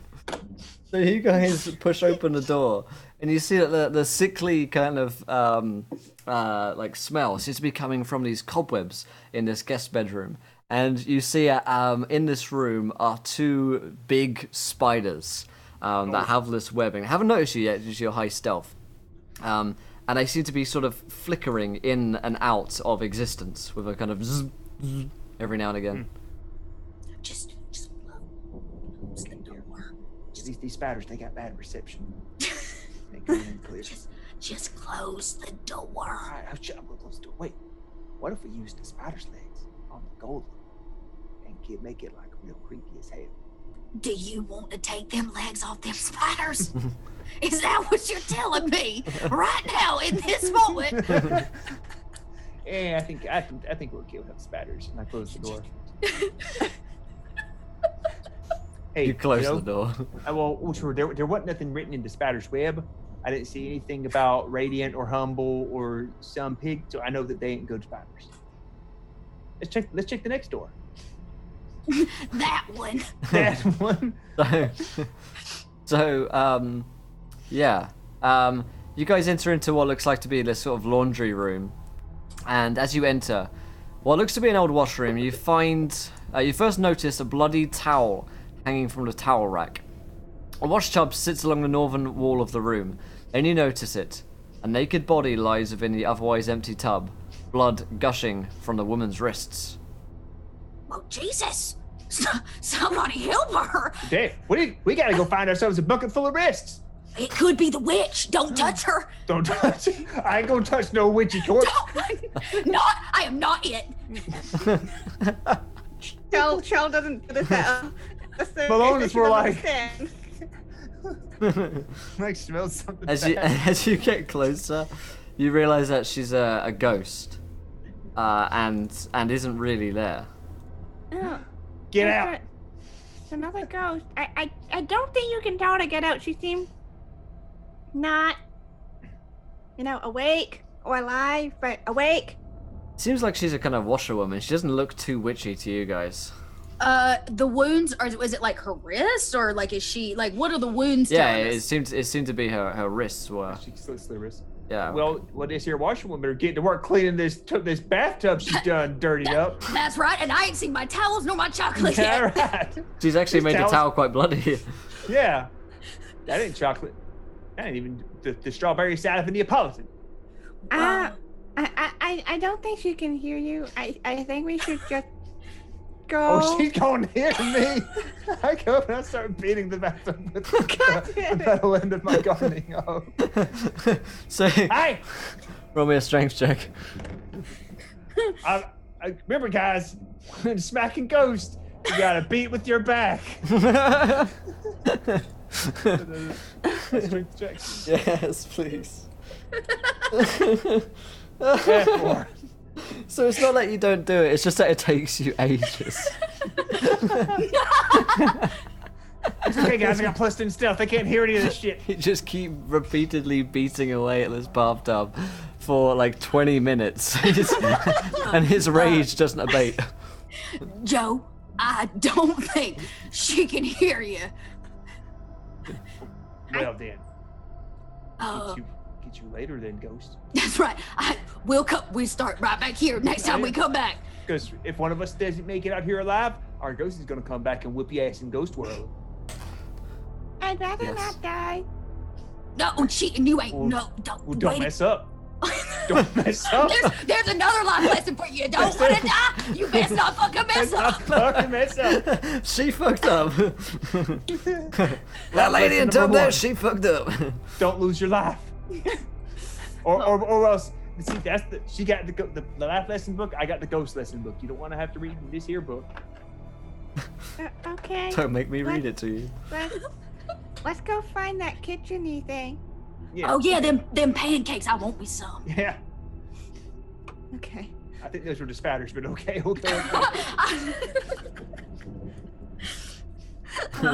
So we She's leave stepping this in. poor woman alone after Yeah. beating on her bathtub, I guess. Beat this poor dead woman's bathtub into oblivion.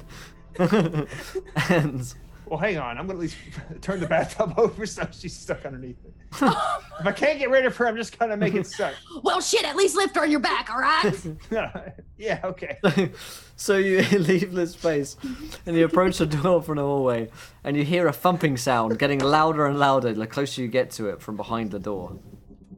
Lefty, is don't that think- you? I don't think that's good. I forget. Don't let me flip the page. Beat your ass. I don't think that's good. Okay, we're being Boom, boom, sneaky. boom, boom, boom, boom, boom. Sounds like someone beating away at a bathtub. Just Boom, boom, communicate. boom, with boom, us. boom. Yeah, now you want to get out. Shout back. Does it sound like they're like deep in the room banging on something or like on the door? So, yeah, it sounds like something in the room is being beaten on. I'll put my eye up against the keyhole. Yeah, okay. Roll me a perception check. Hey, let me just peek through this keyhole. Oh, but I'm gonna decide to open this door from the other side with a key, or else I'm gonna be quite hurt. Nope. Yes. You, Guys, there is a dragon on the other side of the door. you see just blackness. Like the key is too dusty. The keyhole And just. there's nothing I'm gonna duck under Joe's legs and try to peek in myself. I'm not used to looking through these dusty Yeah, holes. no, so the keyhole is way too dusty to see through. It's like clogged up with something. I might try. You don't want to go down between my legs. Not with what I'm wearing. Pop up and be like. Just watch your head now. Look at the outfit he's wearing. Oh, I'm a ghost. Is it actually clogged up? But It is, yeah, it is. Yeah. Okay. There's no crack under the door, right? You can't see it. Correct. Okay. There's a crack above the door. I was gonna say. Depends where you put your head. Well, can't we just peek in like we did on them spiders? Oh yeah. Yeah, no, let's do that. Do we have to go through the hole? Here, okay, I'll peek open the door. Me and the kid, we'll poke through with our hands. We'll Yeah. get a gander. Okay. Yeah, you tell me what you see. Okay. You poke your heads in, and you see, still rolling your stealth check here. You see that there is a woman in here with a dark dress on, same woman that you saw before that you think is the witch. And there are two ghasts with her as well, two ghostly apparitions who seem to be just like beating away at another door, trying to get in. I close the door and look back at him. I think that's the witch. We found the witch. She got a couple of dead guys beating away at our door. Of course she does. Got guys doing her damn dirty That's work. right. That's right. Some more men that she done snatched in her witch claws. Just like little fucking puppets. Little puppets. Look. That's right. So what's the plan? We gonna go in there and just. All right, we got a plan. Okay, here's the thing now. What's your lesson? There's two little cronies and an old big girl. Now I don't know where Lefty went, but it's okay because I got a lefty and I got a righty and I got a hoe that's gonna bust some cats. So here's the thing. Now, Hoe on hoe action. Hoe on hoe action. Fight hoes with hoes. And your Rolex watches. So here's what we're gonna do. Y'all got all the woo-woo magical stuff now. Now witches, they fight with magic too. So maybe if you just go magic on the witch, and then I'll get up there and I'll get my garden equipment and I'll plant me some dead zombie people now. So I'll kite them. That's the term we use when we want to go out and have some fun in the wind. It's called kiting. I'll kite them two guys on the ground. You two go after old abracadabra butterflies. All right. Well, you inspired me, so I'm gonna cast bark skin on you. Right.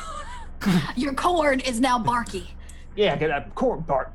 I'm gonna look terrifying as shit with this upside down red long John tree bark You skin. look like a fucking madman. And it'll help keep your business protected. You know what I'm saying? And I'm gonna get out of the way. I'm in a not great I'm gonna place. get out of the way. And I'm gonna Wait, we're sneaky as shit. Why we gotta bust in?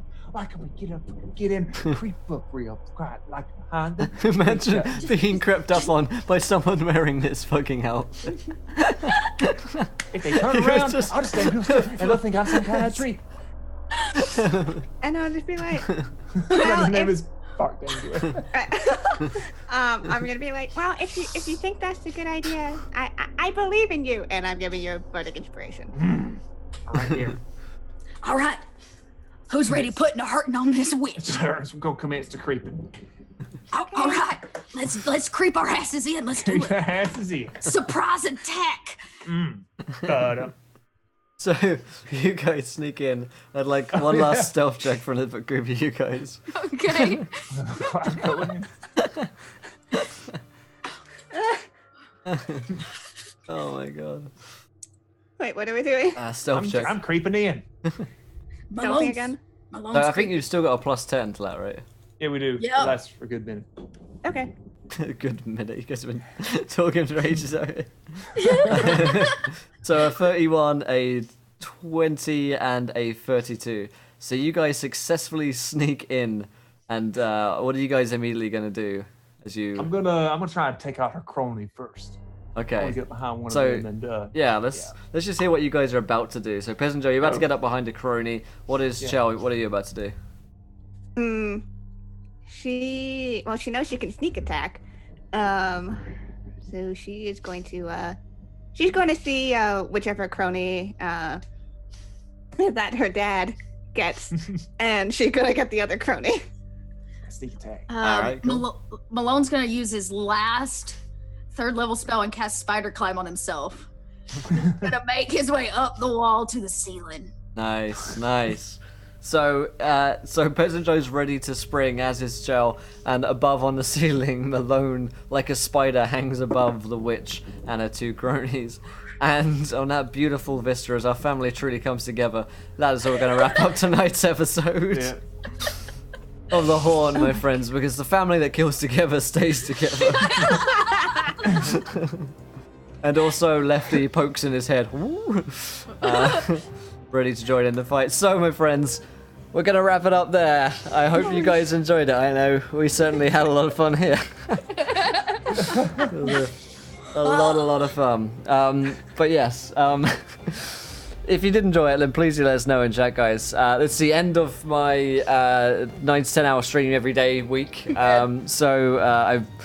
I'm surprised actually that we're still this alive and doing it. So we're gonna take a couple of days off from the stream, and then we're gonna do it all again next week, and we're gonna try and aim for 80 to 100 hours streamed in 8 days. So looking forward to that. Also, in other announcements, if you guys haven't checked out the podcast, Wizards of the Coast are doing a podcast of Annihilation, a bit like the stream of Annihilation, and Turncloaks is on that. So check it out if you haven't already. Let's go around the the cast and crew. What do we think of tonight's show? Where can we find one another online? Let's start with Rem, aka Peasant Joy. I quite enjoyed this show. You can find me online at Twitter at Insomniacs Inc. I write D&D adventure modules. They're published on the DMs Guild. So if you want to get some good old one-shots or mini campaigns, there's my shop. Feel free to give it a look-see.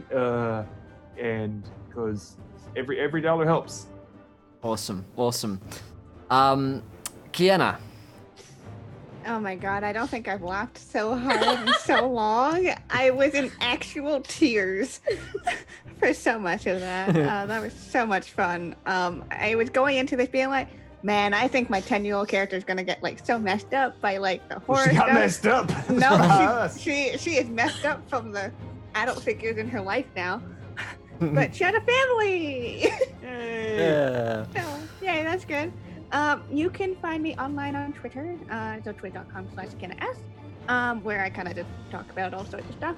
And you can also find me on my Tumblr, Dungeons, as in I'm done with this, and Dragons, Tumblr.com, where I chronicle all of my D&D campaigns. And you can also see me on Monday, where I'm on the Beginners Play channel as practically the opposite of his character. It's just a tiefling cleric who's very done with everything. Yeah. Fantastic. And last but not least, Chelsea. Yeah, I also have not laughed this hard in a long time. It was quite an enjoyable game, and I'm glad our little team came together in the most normal way possible. Yeah. No, so you can check me out when I'm not gaming. I'm gaming for actually a 5e podcast called North by Northwest. So go check us out. There we are. And when I'm not working on the podcast, I actually just launched my Twitch channel last week. And it's a creative channel. I've been working on some of my cosplay, getting into DragonCon actually, and I'm making a Darth Vader mask. So if you enjoy watching somebody sand a lot, you can come check me out. And you can hit up North by Northwest online or on Twitter at NXNQuest. We'd love for you to tune in and listen. Fantastic. Well, guys, this was a lot of fun, and I'm really looking forward to next week's game as well. Well, hopefully we can take out this witch. We're gonna go fight a witch. This is great. We're gonna die. I You can kill cannot a corn wait. gator, you can kill the witch. Exactly. So it's a natural progression. But yes, we'll see you guys very soon. Thank you for joining me for not only for today, but for all of the week's show. It's been a lot of fun. Thank you guys so much for all of the support. And yeah, we smashed through 17,000 the other day, so that was yesterday. So that was pretty fucking awesome. Nice. The age of Ladonga is upon us, my friends. So I'll see you guys very soon. And until next time, try not to throw too many net ones because I want to be laughing when you do. Good night, everybody. Bye. Bye.